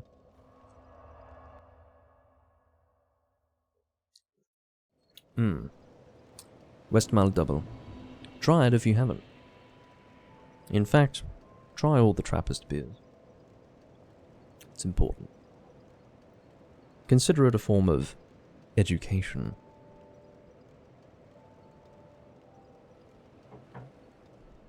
Just put it on top of a chest of drawers.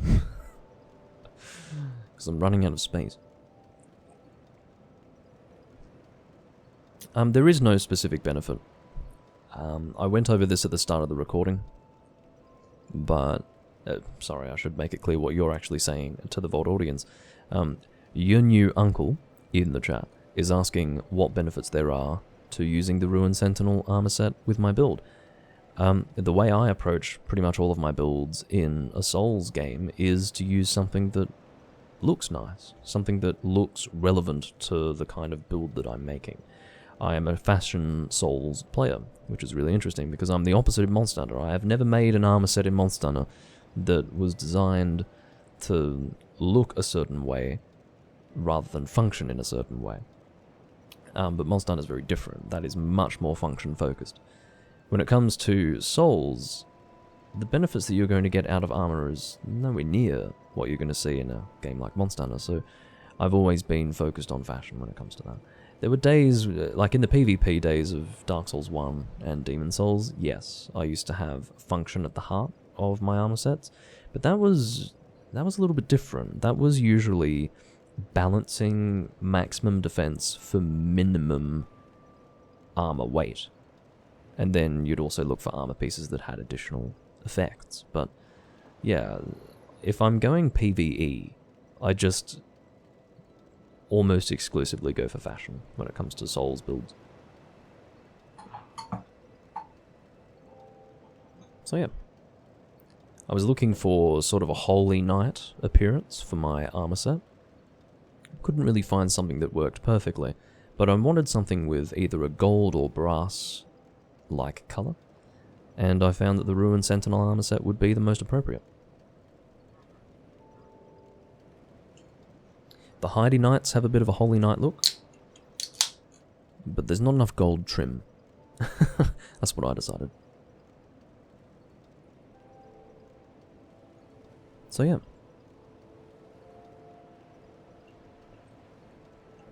That's why I'm making that armor set. Of course, I made the decision before I realized how hard it would be to make it. Well, make it, I say. How hard it would be to acquire it. But, like I said before, that's never stopped me. A rare armor set in a Souls game. Okay. I don't think that's ever stopped me. If anything, it's a form of encouragement. It says to me, less people are going to have this armor set in their builds because it's harder to get. So it makes my build just that little bit more unique. Not much more, just a little bit. Ah, cheers. Summersby apple cider. Where is this manufactured? It'll be Australian, but where in Australia? They don't even tell me. Why aren't you regaling me with the story of Summersby? Oh. It's actually owned by Carlsberg, which I was not expecting.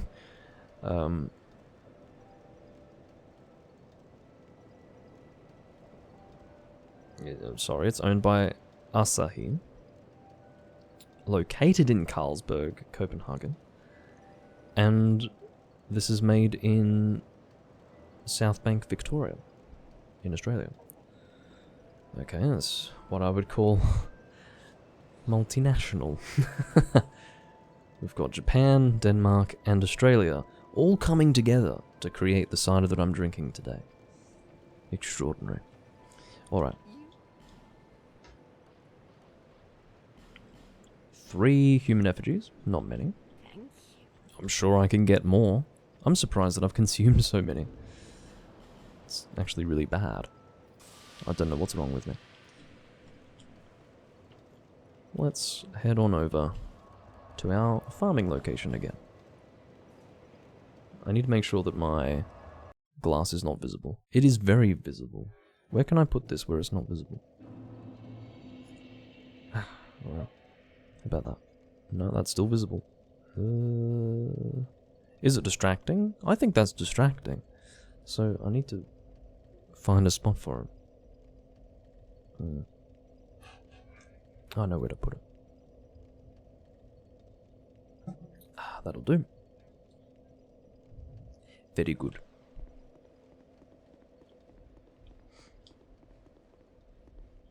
Get over here. I'm going to try and fight you without pissing off the first statue. That is how I'm going to change my strategy this time around. Try to be a little more efficient with how I'm fighting you this time. You have to learn something with all of these confrontations, don't you? What I've just learnt is that your weapon is very annoying. It's very long. It's got a big hammer thing at the end of it. Why did I get hit there? It's because I dropped my guard to roll, but for some reason, rolling and guarding, those two actions have a vulnerability period in between them, which caused me to get hit. I have precisely zero explanation that makes sense to account for why that happened. But it did, and really the best explanation I can give you is in 3 words, and that is Dark Souls 2. So that's actually about as adequate as it gets.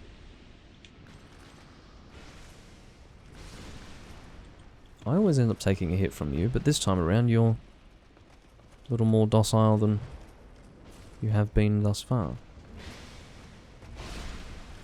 Yeah, stop it. Shouldn't be drinking an Estus like this. There were no ramifications for my lax play. Let's go into that hallway. No, not you. Me.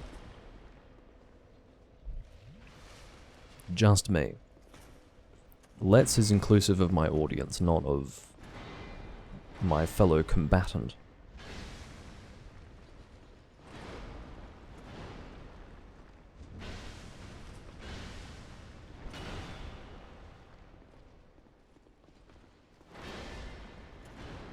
What I'll say is that I'll do this round, and then 2 more rounds after it, and then I'll move on to a different task. Because, yeah, it's becoming a bit unpleasant at this point. What have we got? Ore stone, especially when I'm getting fucking ore stones instead of armor. I think it's actually better at this stage for me to just grind those 2 and then refresh.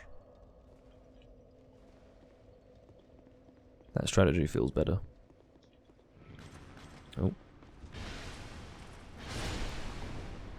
Just wanted to get that out. Get you taken care of. Once I have finished with all this business, you know, this round and then the next one, I will indeed acquire the shield that I want to use for the build. Surprised how well that tracked him.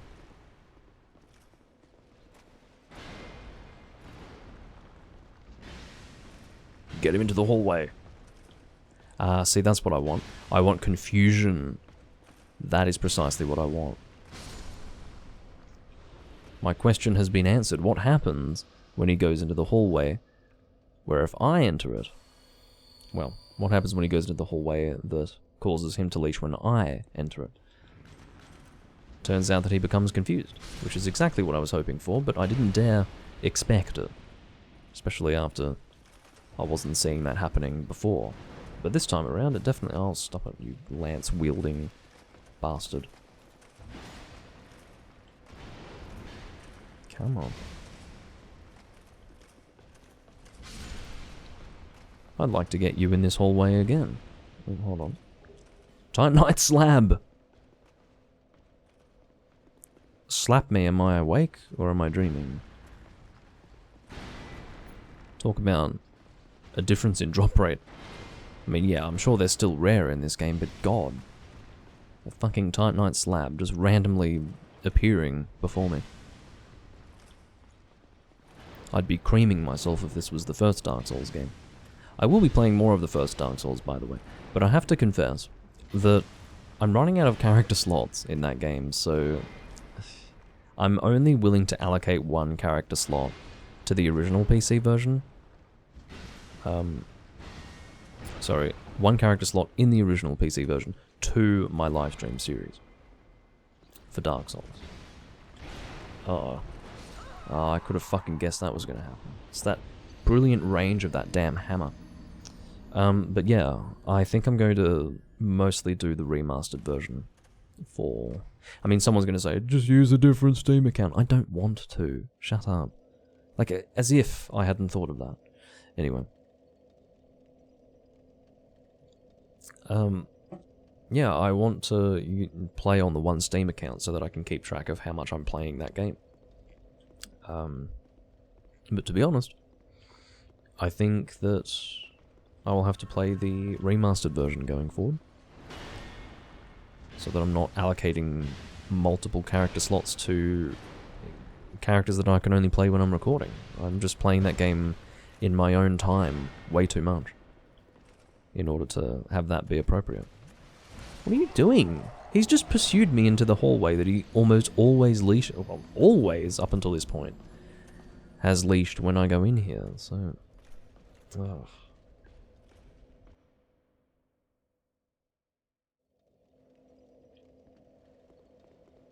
Yeah, well, these ancient artifacts are attacking me, Potato, so I think it's entirely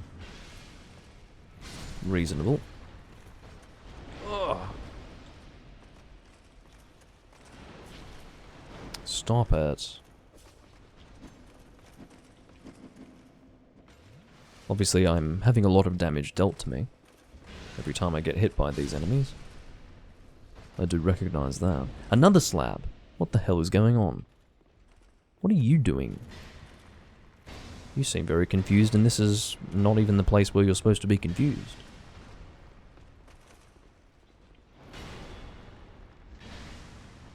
I wonder if I... That's actually a good point. If I go into the little room, I suppose we'll call it, behind the door of the one that is facing opposite another open door, will that prevent the other Ruin Sentinel from being alerted to the fact that I'm there? Or is it going to create a situation where I'm going to be fighting two fucking Ruin Sentinels in the room? Which may result in my souls being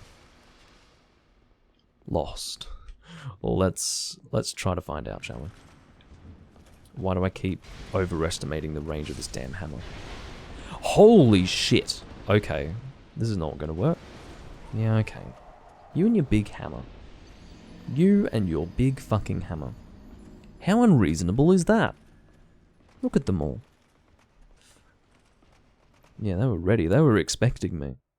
It was as if they were already there.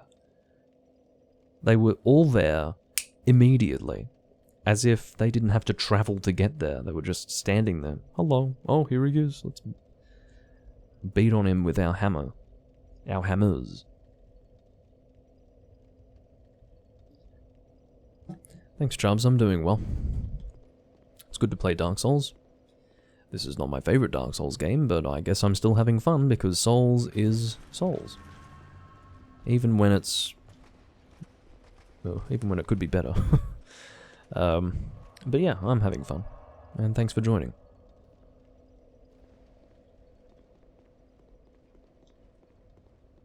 Alright, I will kill you, and the one next to you, and then that will conclude my run. At least for now. Conclude my run, like... that's the end of the live stream series for this build. No. My point is that I will no longer be farming this prick while on camera. I mean, I might do it off camera, even. That's something that I'm not above doing. Sometimes I don't need to force you all to watch me grind something for hours. And I can just do it in my own damn time.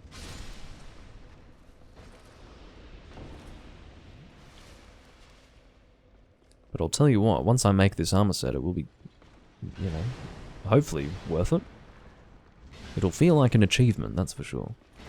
It's taken a lot of time, and I'm using two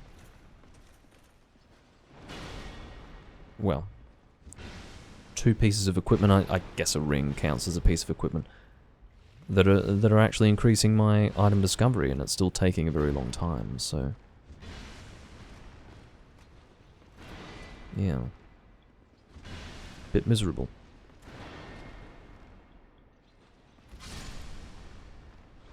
Nothing. One more to go. Yeah, right, Sekiro. Funny joke.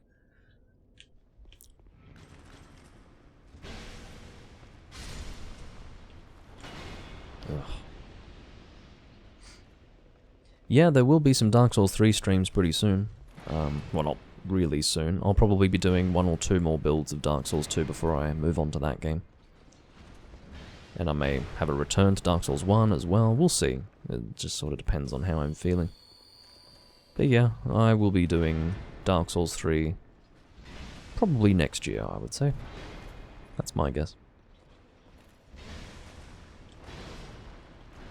Or maybe even sooner than that. It depends how frequently I'm playing the Souls games. Ow.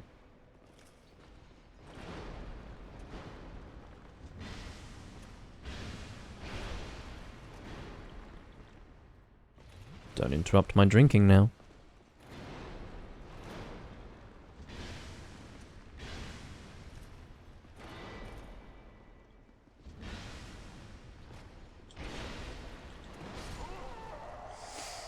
Don't know why I decided to change my strategy from shielding to rolling. That was immediately regrettable. For fuck's sake. Elden Ring stream, the reason why I'm not going to be doing that anytime soon is because I will need a separate streaming PC for that. I will be getting a good laptop within the next few months, like a laptop that should be able to work as a streaming PC. I'm not getting it just to have a streaming PC, but I think I will be able to use it for that purpose as well. Yeah, I cannot be playing Elden Ring with the same system that is streaming my footage. It's not going to function at all. So, I mean, the game is poorly optimized already for PC. So, yeah, my system is just not going to be able to manage it. But yeah, that's really the only reason why I haven't played Elden Ring at all. I mean, I would have done, if my PC could have handled it, I would have done Elden Ring builds at launch for the channel, but just haven't been able to do it. So there you go.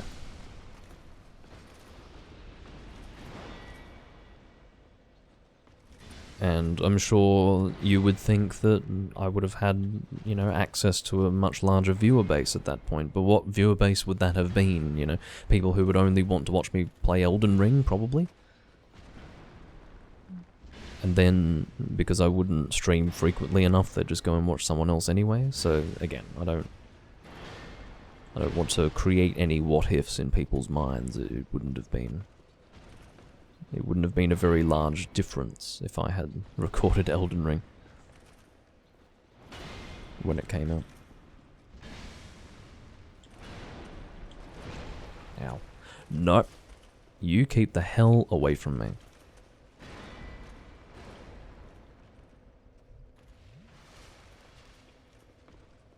Oh yes. I wouldn't mind a confused Ruined Sentinel.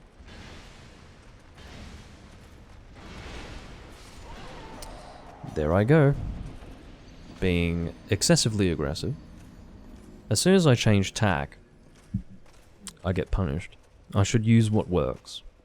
I should have learnt my lesson by now. It's taking so long just to finish that task I'd set for myself to do 2 and then another 2. I've been dying really foolishly. And that's alright. You just grit your teeth and you fucking bear it, don't you? That is the soul's way. People who don't have the ability to deal with that. Why are you here? Where the fuck did you come from?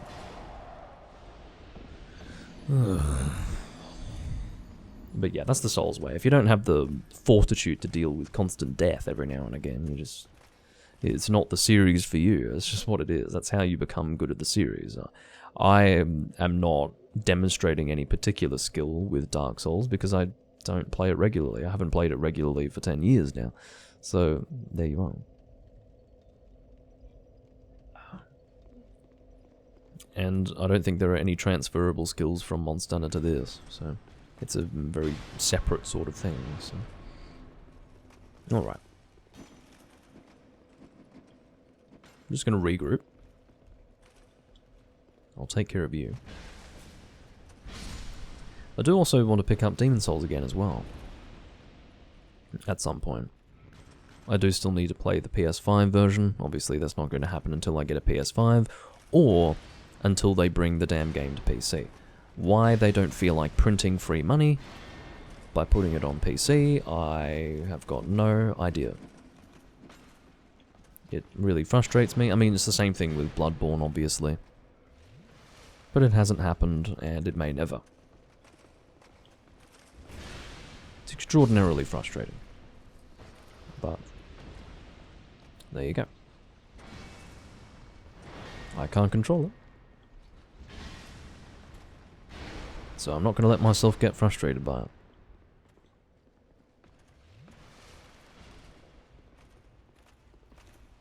You know, the person who played Demon Souls before it even had an official English release is someone getting locked out of experiencing the remake. I said that at the time, I'll say it again. It's fucking annoying. But, yeah, it's like, no, I'm not buying the PlayStation 5 to play that game. I have no reason to buy it except to play that game. So, no, I'm not going to spend that kind of money to experience Demon Souls in remastered form. Still quite happy with the original version, to be honest. But it sounds like the remastered version was very faithful to the original, so it makes me want to play it. Certain things weren't done as well, apparently, but they didn't break anything. Another ore stone. I am in awe of how many ore stones I've picked up. Get the fuck over here. Actually, I'm going to engage you in your little room.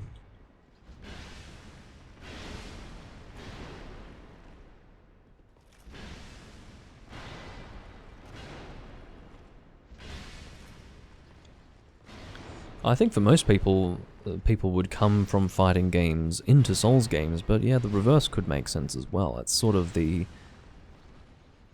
ability to be patient and then accept that failure really is the best way to learn, and then eventually you'll become good enough to stop failing, you know? Ruin gauntlets again! This is what fucking drives me insane. So I can spend all this time trying to get the armor set, but once I get one piece, it's not going to prevent me from getting the same piece again. So I've spent all this time, and I could have ended up with 2 different armor pieces, but instead I ended up with 2 of the same. For fuck's sake. Anyway. It's very annoying, and you can probably appreciate how time-consuming this is going to be. But, yeah. I won't dwell on it for now. I will work on that in my own time, I think. I think I have detained you all for long enough. While I do that, let's go and make the... well, not make the, but instead acquire the shield that I want to use. So we need to kill the old Dragon Slayer. And then it's going to be in a chest after that. I don't know if this is the faster route. This might be a slower route. I'll tell you what, it's a much slower route when I want to walk straight off the fucking edge. I don't know why I thought the stairs were in that direction. I do now. Very clearly remember them being in the other direction. But anyway. That's just my frustration and impatience manifesting itself. Frustration mainly at this point at the fact that I've spent all that time trying to get the Ruined Sentinel set and ended up getting 2 of the same fucking armor pieces instead of 2 separate ones.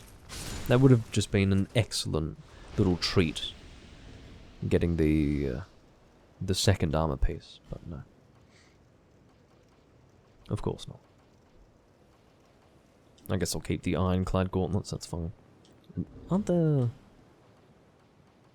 Bengal gloves? Well, I'll just equip those just to be consistent with my fashion.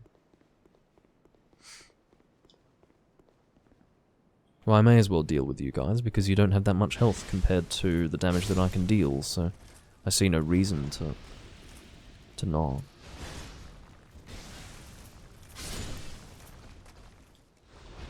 You're all dropping something. Cracked blue eye orbs. And palestone. Can't remember what palestone does now. Genuinely. Like, it might be relating to holy infusions, but yeah, I don't remember clearly enough.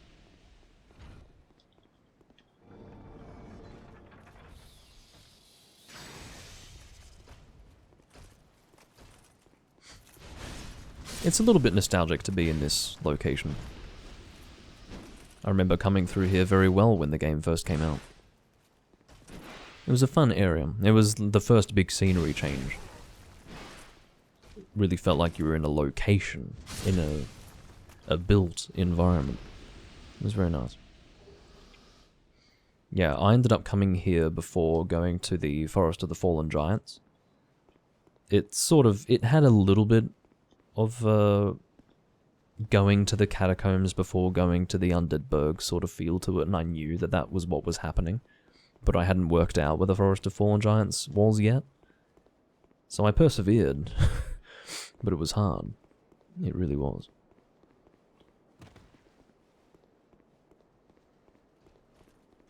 But I had a lot of fun. But then I started to become increasingly annoyed by how it felt to play the game. And I didn't continue playing, unfortunately.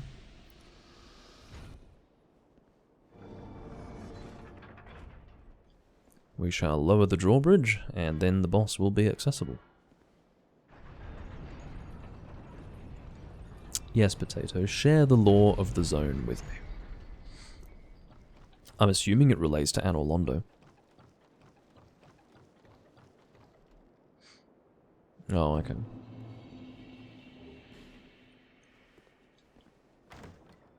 So it's not literally Anor Londo then. Ring of Binding and 5 human effigies. Well, that's very welcome, because I was just thinking where I might be able to acquire more human effigies. That's very good. Alright.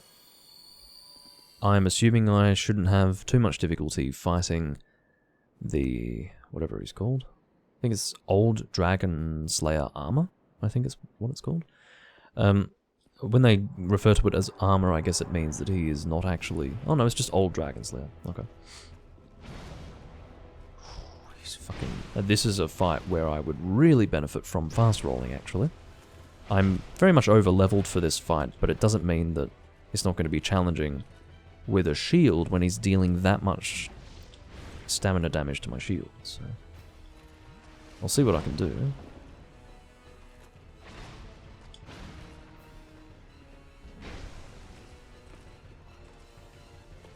He's not too bad. Come on, Ornstein. I don't think it is Ornstein. Like, that would be one area of lore that I'm interested in. Is this actually Ornstein? I'm sure that's one of the main questions. I'm assuming not. I'm assuming it's just a servant of Guinevere.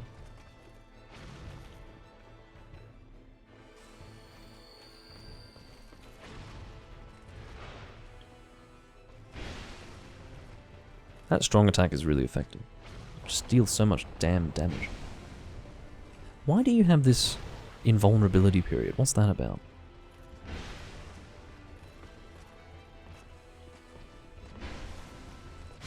Yes, very over-leveled for that fight. But anyway. The point is not to kill the old Dragon Slayer, it is to acquire the chest, which I believe is down here. There is, if there is no chest down here, it's okay. There is a bonfire down here, which I probably want to activate.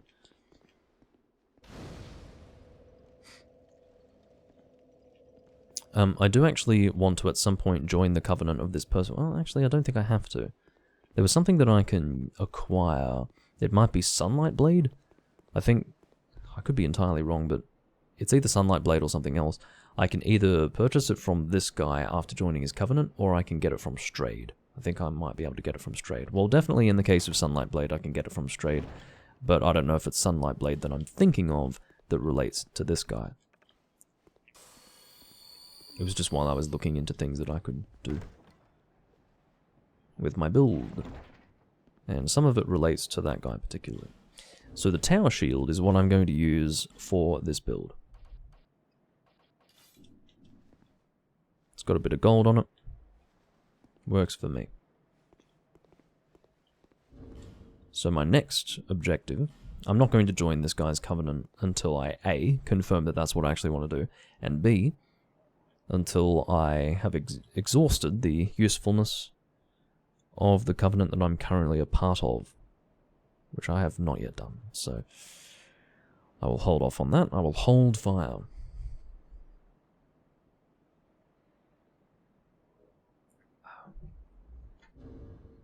I may as well.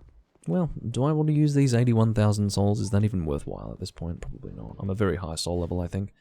I am 157. Not extremely high, but getting pretty much endgame soul level for Dark Souls 2. What can I do next? I will try to level up my shield. I don't know what it actually levels up with. I'm assuming it is going to be standard upgrade materials. It doesn't strike me as the sort of thing that would use Twinkling Titanite.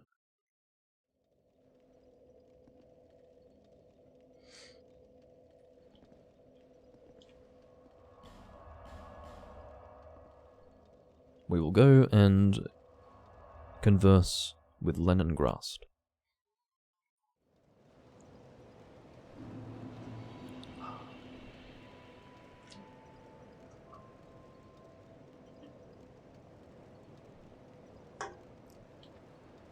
We'll see what he can do with our shield. Not buy item, clearly not. Not repair either. How about reading and comprehending what's on the screen, Doodlink? That would be helpful. Alright, so this is a shield that we are going to upgrade. And hopefully we're going to get, yes, we are getting an increase in stability as we upgrade it. I'd be really shocked if we weren't. And a Titanite slab. Just like that, we've got a fully upgraded shield for the build. It's because I haven't been using my upgrade materials, so there you are. That is 78 stability with our shield. We're moving just fine. At least for a build that is not meant to be especially mobile. I'm going for a heavy strength faith build. I don't have a detailed opinion on the Dark Souls 2 DLCs. I started this game when it came out, and then I effectively stopped playing it before the DLCs even released. That was how displeased I was with the game at the time. It wasn't until I got Scholar of the First Sin on PC, I think back in 2017, that I actually played the DLCs. I don't dislike them, but I'm not hugely enamored with them either. So, yeah. That is the extent of my assessment. I can't really get into the nitty-gritty details of what I do like and what I don't like, because I haven't played those DLC areas that much in this game. But, they seem fine. I don't like it as much as, say, the original Dark Souls DLC, and I think I prefer the Dark Souls 3 DLC, but, yeah, it's fine in this game. Just not amazing. But having said that, I don't feel like it was disappointing in any way. I don't feel like it should have been better than it was. I think DLC is what it is. It's just an add-on. So even if it's a little bit lackluster, it's not a big deal.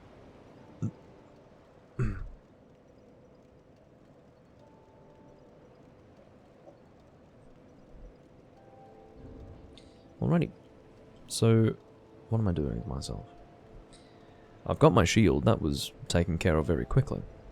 So we can take that off the list.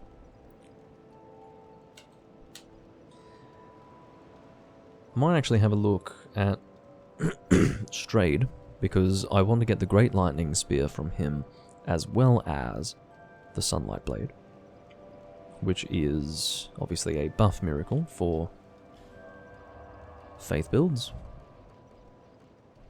Let's go to where he can be found, which is Strayed's cell, which is over here.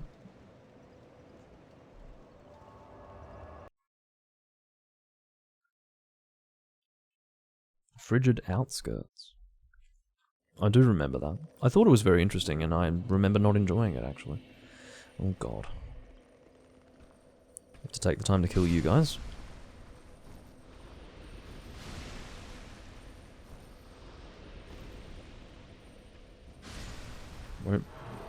I thought there were two of them standing there next to each other. Okay, you guys aren't the durability destroying ones, I'm happy to say.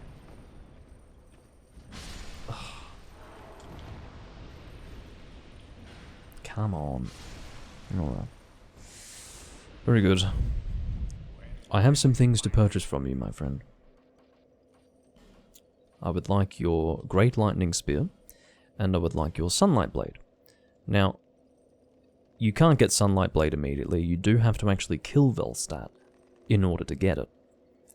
I have done that. I have his weapon, so obviously I've killed him. So, there you are. Feeble cursed one, alright. There's no need to be derogatory. Now, I'm thinking that I do want more attunement slots, because, look, I don't need Homewood at all. Let us immediately get rid of Homewood. That is unnecessary. I will remove that, and equip this and this. I do also want to get Sacred Oath, which is dropped by Velstadt, meaning that I will actually take the time to asceticize whatever bonfire is linked to Velstadt in order to get his soul again. It's not too difficult, he's a fairly easy boss fight, so I will be doing that in this recording as well. What would I like to do beforehand? I think before I do that, I might try to get the... what's it called? It's the greatsword that is dropped from the enemies in this location, the Dragon Shrine. I think it's Drakeblood. The Drakeblood greatsword.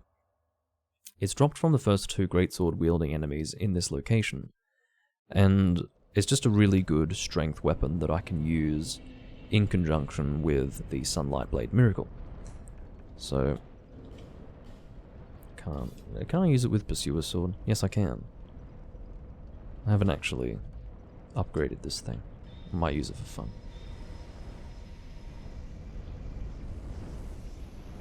I find that the yellow colour is really silly looking, but it is what it is. They actually wield this weapon more as a greatsword rather than an ultra greatsword. But, whatever. It's not that important. Oh no, they're not. That's not the ultra greatsword, I think.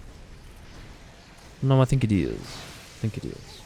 It looks like a greatsword on them because they're so big, but when we use the thing, it's actually... Haha, congratulations. That's fine. I just wanted to demonstrate Sunlight Blade anyway. What I really want to do is equip my Jester's cap again and properly grind these guys. I've gone from one grinding task to another, from the Ruined Sentinel armor, which I have yet to complete, to getting this weapon. It's a little bit annoying, but anyway. If I seem to be unsuccessful, I'll do that off camera as well. But I'll give it a solid effort. I'll give it a good try. I am drinking cider, so I do need to go to the bathroom. So I will be back momentarily. Admittedly, I have already had a beer, so the cider is adding on to it, but I do have... I have previous recording experiences where I've had to have frequent bathroom visits from drinking cider. It just goes straight through you, for God's sake. I will be back in a moment.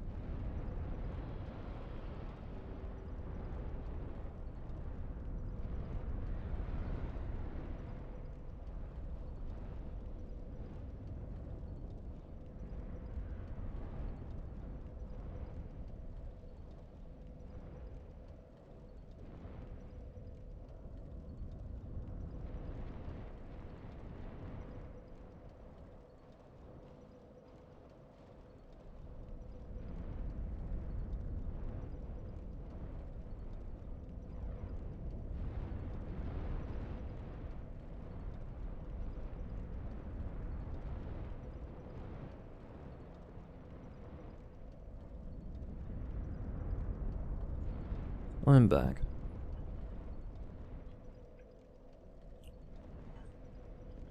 It'll be good to give this shield a good test run. Really annoyed that I'm dying so much. Just means that my consumption of human effigy is really wasteful. That's what it ultimately means. Jesus! How much damage are you doing to me? Fucking hell. Yeah, you have a lot less health than the Ruined Sentinels, but you deal... well, the same amount of damage, it's just you do it more effectively. Fuck you. You are an immense annoyance.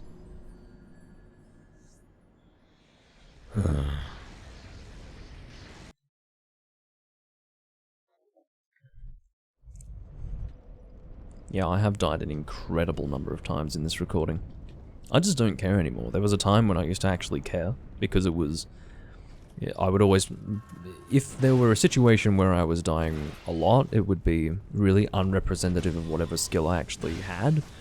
But then I realized, well, actually no, this is now representative because I suck at souls now, I think.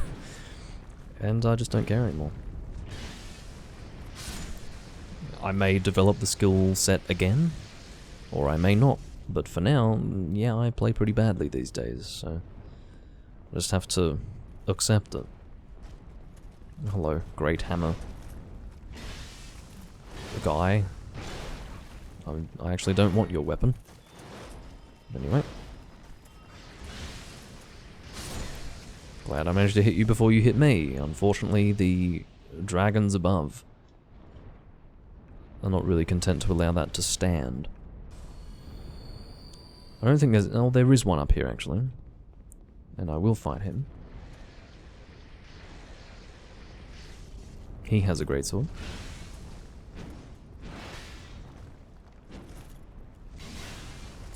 I'm trying to think, isn't there a Drakeblood greatsword and Ultra greatsword? Because I think that's what he's using, isn't it?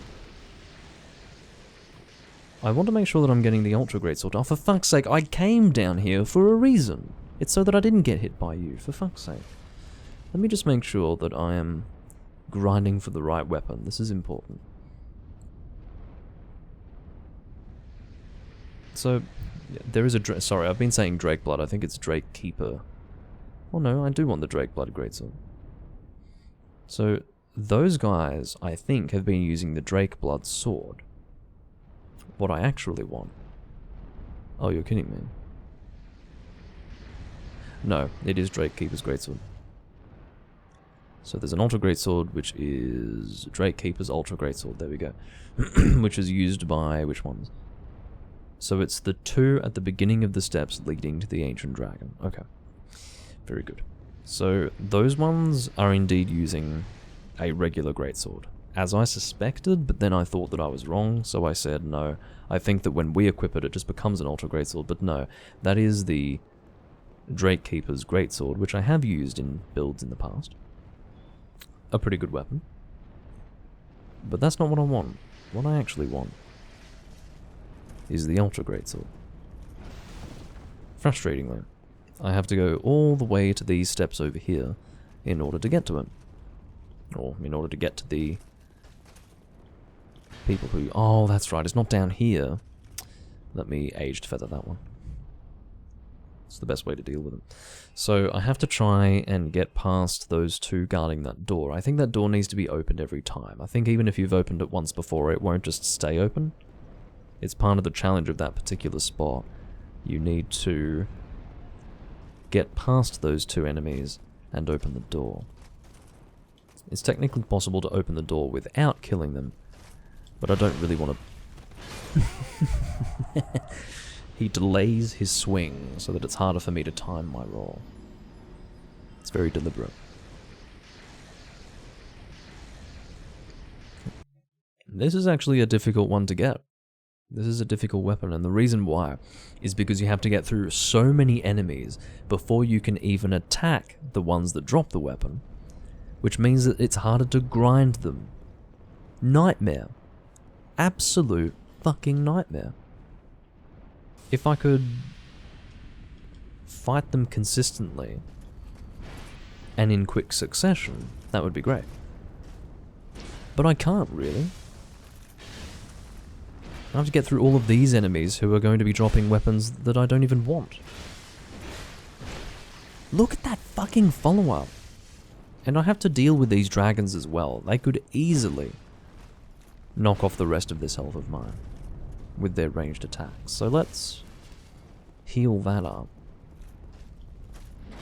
Fuck you.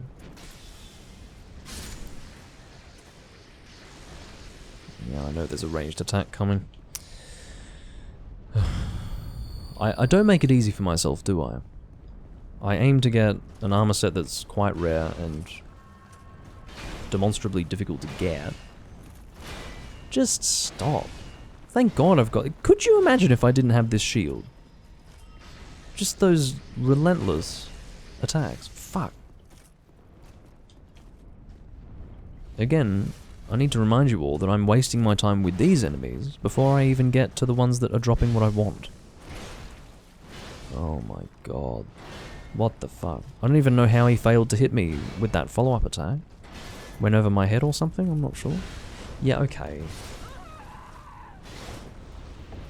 What I don't like about the Great Hammer guys is how fucking persistent they are. They will just swing and swing and swing at you. It's something you can deal with, yes, but it's still... Oh, for fuck's sake, I've died so much. I have died so much. And it's becoming increasingly frustrating.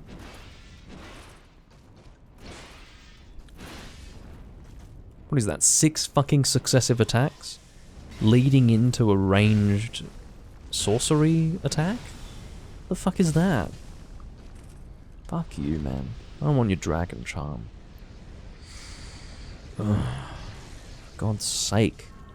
Alright, do I have the option to run past you and fight the two that are over this way? Is that an option available to me? I think it is.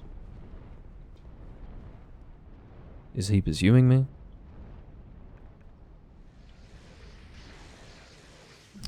Being attacked by these fucking dragons, obviously. Once I'm in targetable range, I can't actually hit him with my... well, I can hit him with my ranged attack, it's just I can't hit him without him being aggroed. Is there even any option for me to open that? No, there's no option for me to open that fucking door. There's just no way. I have to kill them to get through that door. I have to do that. So my only option at this stage is to run past the first two, kill the first two, and then once I've finally done that, then I can actually kill the enemies that are going to drop the weapon that I want, with no guarantee of it actually dropping. So I have to do that repeatedly. There's no bonfire near the Ancient Dragon, so I've set myself up for one of the worst farming scenarios ever. That's what I've done. I can kill the pricks, I can do that, but it just takes a lot of time.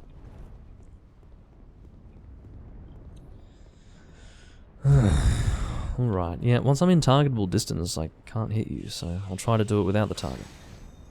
Missed. Try one more time. It goes through that. One more time. I got him. Get the fuck over here. Why are you coming after me as well? And why are you attacking in that direction?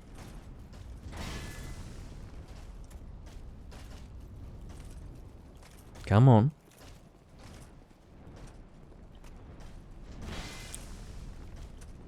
Just for context, there are people who genuinely think this is a good Dark Souls game. I just thought that I'd remind you all of that.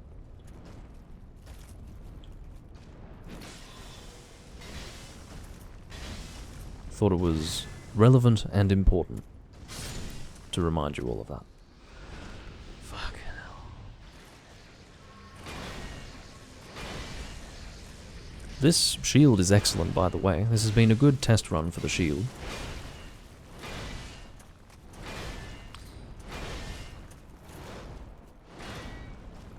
What the fuck is wrong with this? Like, what is going on with this enemy?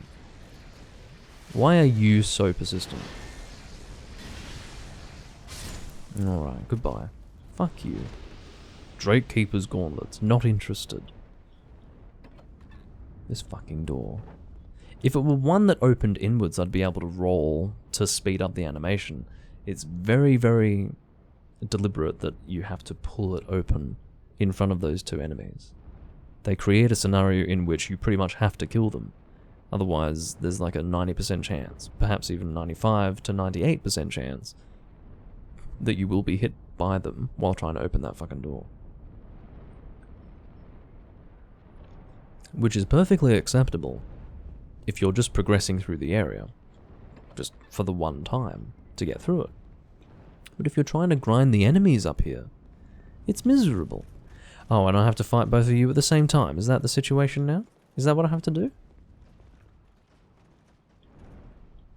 You are pissing in my cereal. Come on. Okay, I'm happy to fight you one at a time. Yeah, come. Very good. That's what I need. Please, please, please drop your weapon when I kill you. I beg of you. No? That's alright, I can make it work. I'm not going to do many rounds of this because it is tiring. It's really tiring. Okay. Don't waste that shit. I meant to use the aged feather. Alright. Let's try again.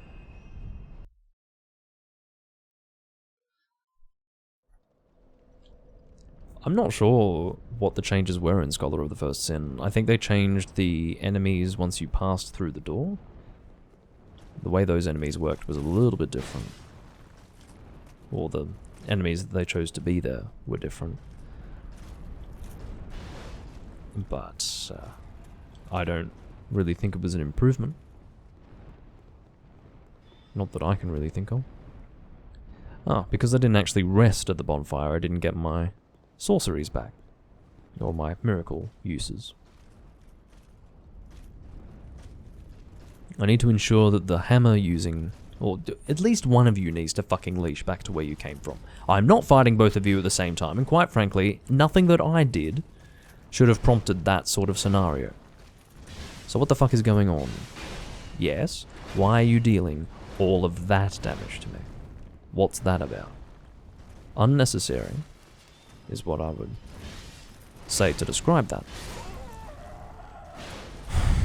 If I can't even get past you two, how am I going to get the weapon from the other ones? And why are you so uncooperative? It doesn't make any sense. Like, how can... I don't know.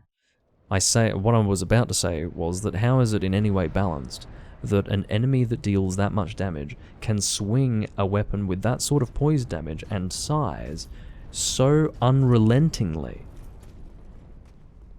and for so long? But I have dealt with it. I have successfully killed him a few times now, so...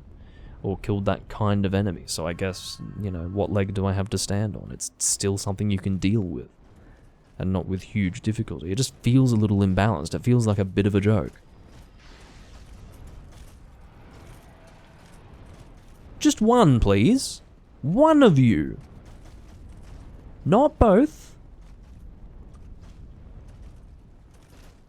Just one.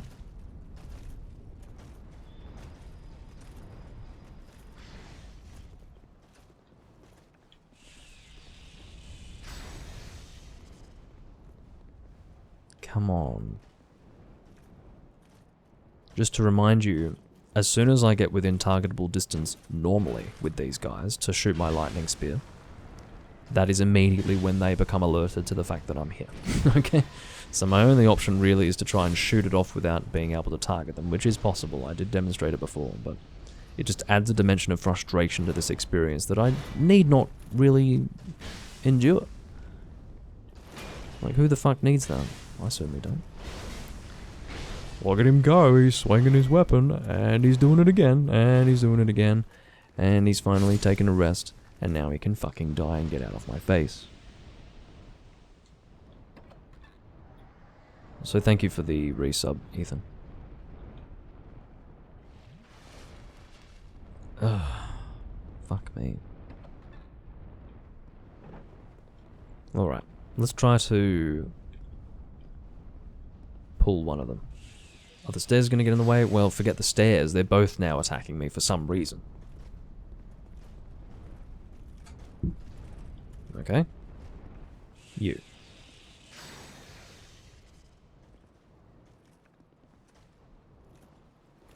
Very good.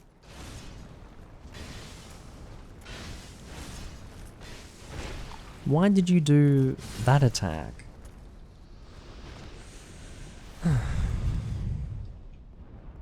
Now your turn. Come over here. I will do this one more time before working on something else for the build.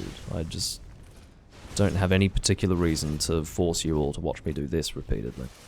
It is miserable. Why is it that I have my shield raised and you're just attacking through it like it's not there? Did you see that? I just gave you a perfect example of what I'm talking about. He literally attacked as if my shield were not raised. Is that a glitch? Is that a joke?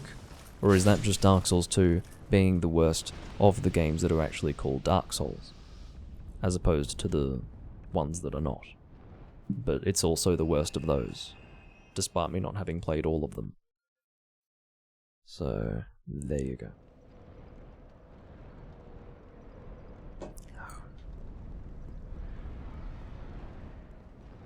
The strategy continues. I will do this once more, and then for the rest of it, it'll be off camera, because this has been miserable, and I grow weary of the experience.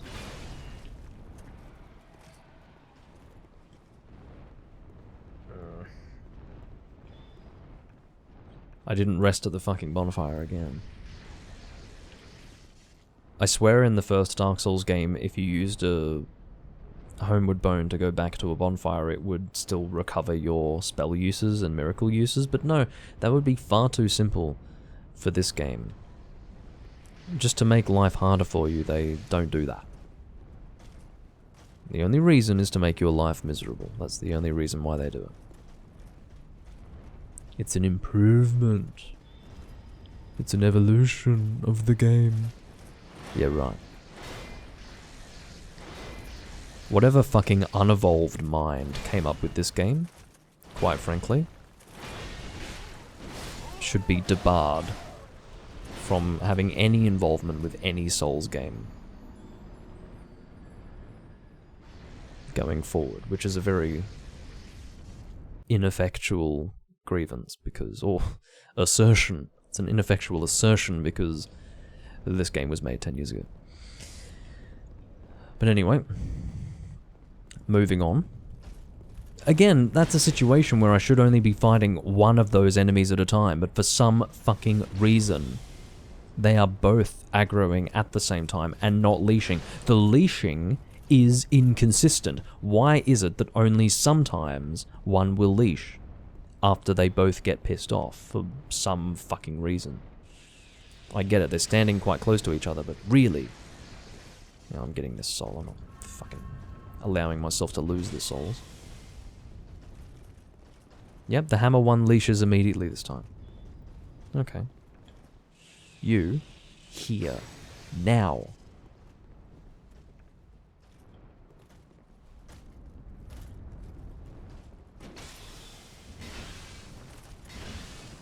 It's incredible how much difficulty they can cause, despite taking only 3 hits to die.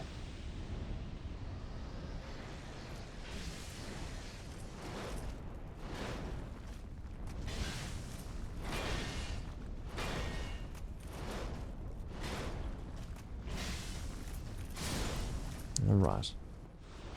And now I get another chance with the 2 ultra great sword wielding pricks.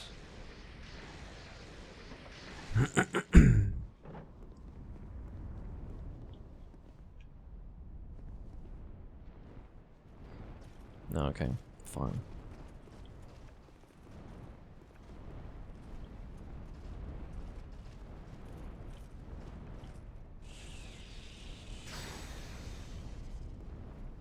Let's go, my friend.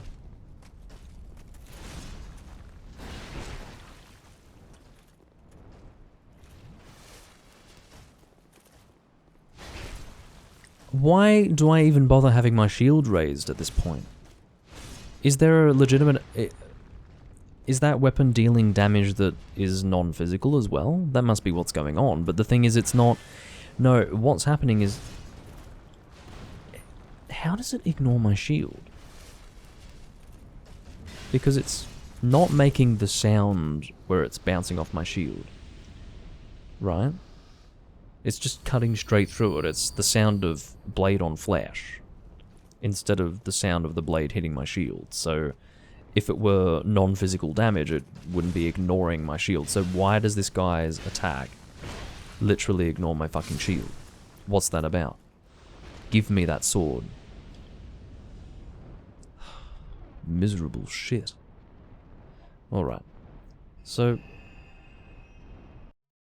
what else can we do with this build? There's a few things. There's the Sunlight Covenant, but the thing is I can't do anything with that until I get my armor set. Because it's very important that I stay in this covenant. Okay, that's the word. It's very important that I stay in this covenant to grind those Ruined Sentinels. It's essential, in fact. I can maybe get the Sacred Oath miracle from Velstadt. It's one thing I can do. I guess I could get another Great Lightning Spear, but I don't really have the slots for it yet. So I don't think I'll bother.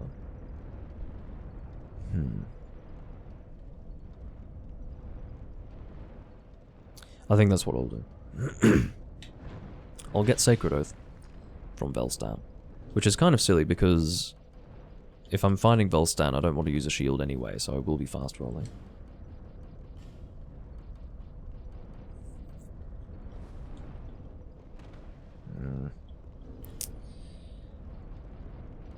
What if I take off the chime?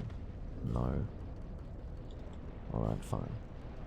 I just want to set myself up for fast rolling against Velstadt. That works.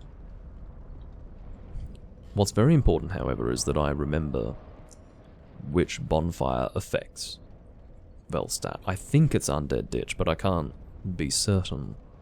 I hope it is. I think it is. I've done this before. And I'm pretty positive it's this bonfire, so...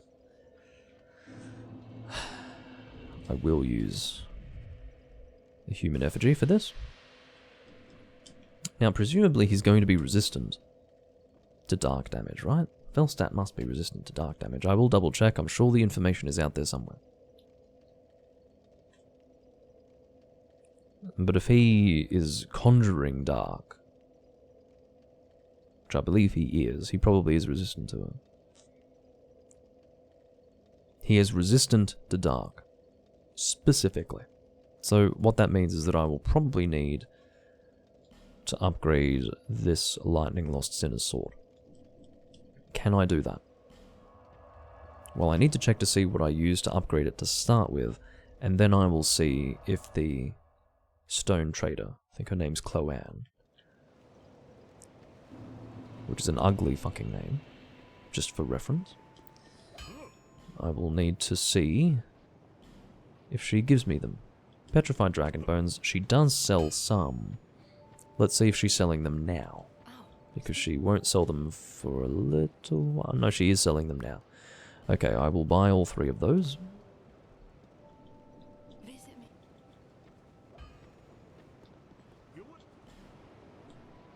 Reinforce. I wasn't expecting to put this into the Lightning Lost Sinner's Sword, but I'm doing it precisely because that chime is just, or this chime rather, is not going to work very well against Velstadt. So what sort of damage have we got here? Stop writing a message, please.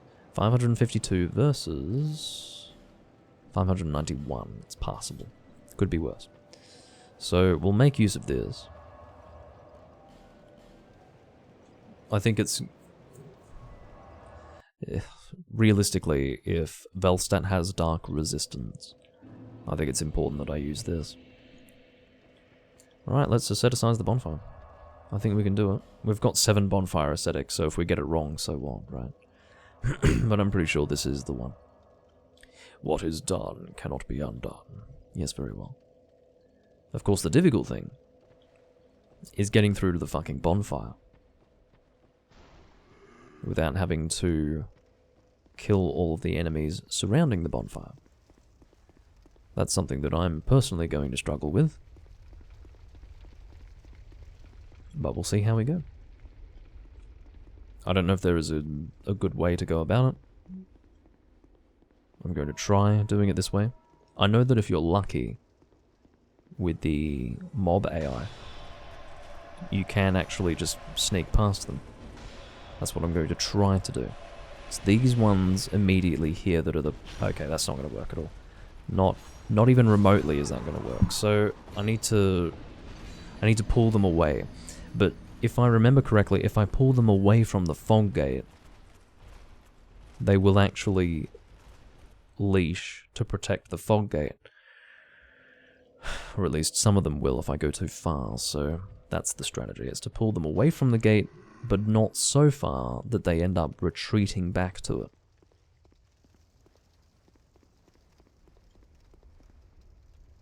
Yeah, the number of enemies before this boss is insane. It's so obvious what they're trying to do. They are trying to prevent, they are aggressively preventing the scenario where you just go straight past them, or straight past whatever enemies are here, and then fight the boss. It's just a trolling maneuver on the part of From Software. So I'm trying to figure out a way to get around it this time.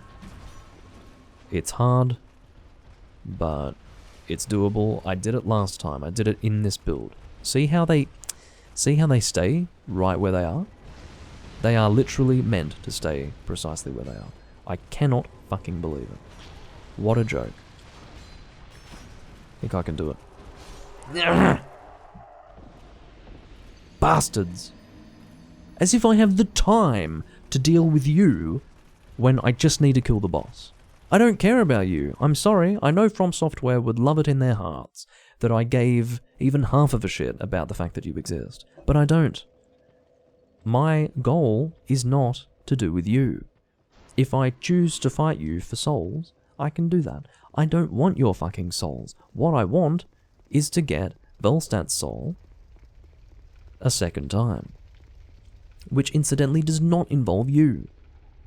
And what, if I fail the Velstat fight, I have to fight all you again? Is that what you're telling me to do?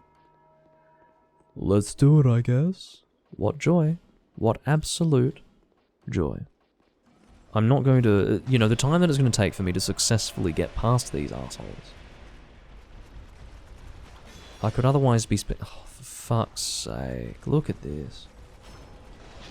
What if I shield them? Yeah, well, I got my souls back at least. I don't know what the solution is here. I don't have a strategy for it.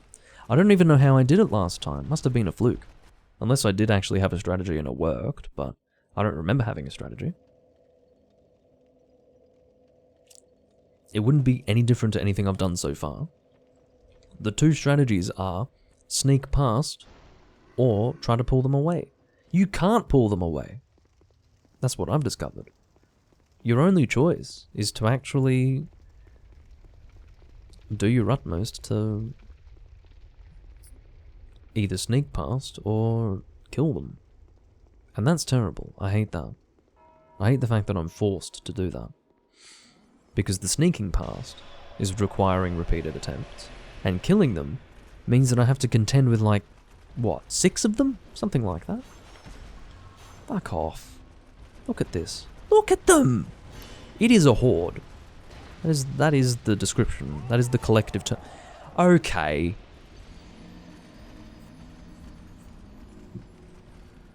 That is the one thing they did right with Scholar of the First Sin. It was removing this giant horde of enemies before the Velstat fight.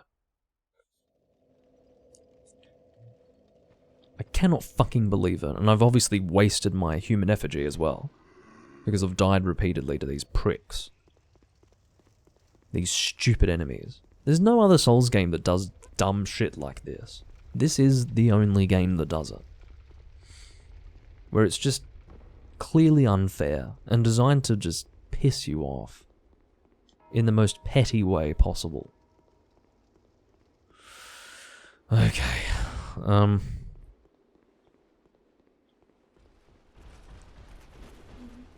Where's the fucking soul? It's over here.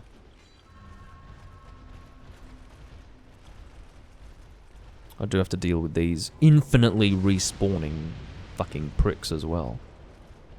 Alright. So, if I've got all of you over here, maybe I can fucking deal with you two.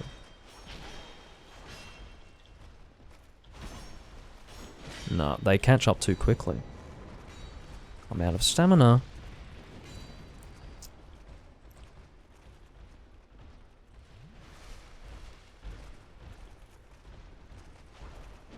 Oh, one of them actually got pulled away from the gate. I made it. Jesus fucking Christ. And they almost killed me through the fog gate as well, like through it. Literally through it. Ugh. Nightmare. Okay. Get this shield off. Get it off now. No. No! I didn't intend to press that button! Oh, shit. Oh my god, what a joke. So once I finally get through it, alright, my only option, I guess, is to not have my shield out. But I feel like that was helping. Yeah, once I finally get into the fight, then I have to prepare for the fight while he's attacking me. Because I can't fucking prepare for it beforehand, or at least this time I'm going to try to do that. Someone's going to say, Danley, just kill 8 enemies before you fight the boss. No. I have no desire to do that, and I shouldn't need to do that. I've demonstrated that there are ways around it, so that is what I'm going to do. Just fucking run around, try to pull them as best you can. That is the strategy. Why is it that sometimes they pursue and then other times they really don't? They just simply do not. How do I bring you guys away from that fucking door? It looks like... Okay, I think I see how it's done. It looks like that if their attack pulls them away from the... What the hell was that? What the hell was that? The ultimate lunge. Just to piss me off, just to make my life a living hell. The ultimate lunge. Fuck off. Get out of here. So there are ways to pull them away from the fog gate. Good news. Fuck. Alright. Now I have to do this with reduced health, whatever. Haven't done the Velstadt fight in a little while. Ow. But it is easy. Like, as far as boss fights go, it's fairly easy. Except for when you can't fucking roll properly. That's the next problem. Now I have to overcome my own inability to play Souls. That's the next problem that I have to contend with. Jesus. I mean, I'm sure my ADP is terrible, but... Yeah, it's terrible, but... shouldn't prevent me from fighting him. I'll try one more time. I have to try one more time. But I do sense this live stream is going to end on a note of failure. It has to, right? What are the chances that I'm going to succeed against Velstadt with 10 ADP while fast rolling?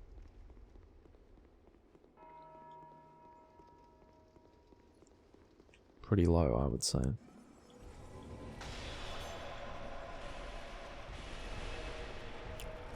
Alright, come on. I'd like for you to pursue me down here, please. That's what's worked last time. No, I have to actually get them in their attacking animations to actually push them. Come on. Come on. Yes. No. You see, when you fail to pursue me, I then have to contend with all your boyfriends, okay? There we go.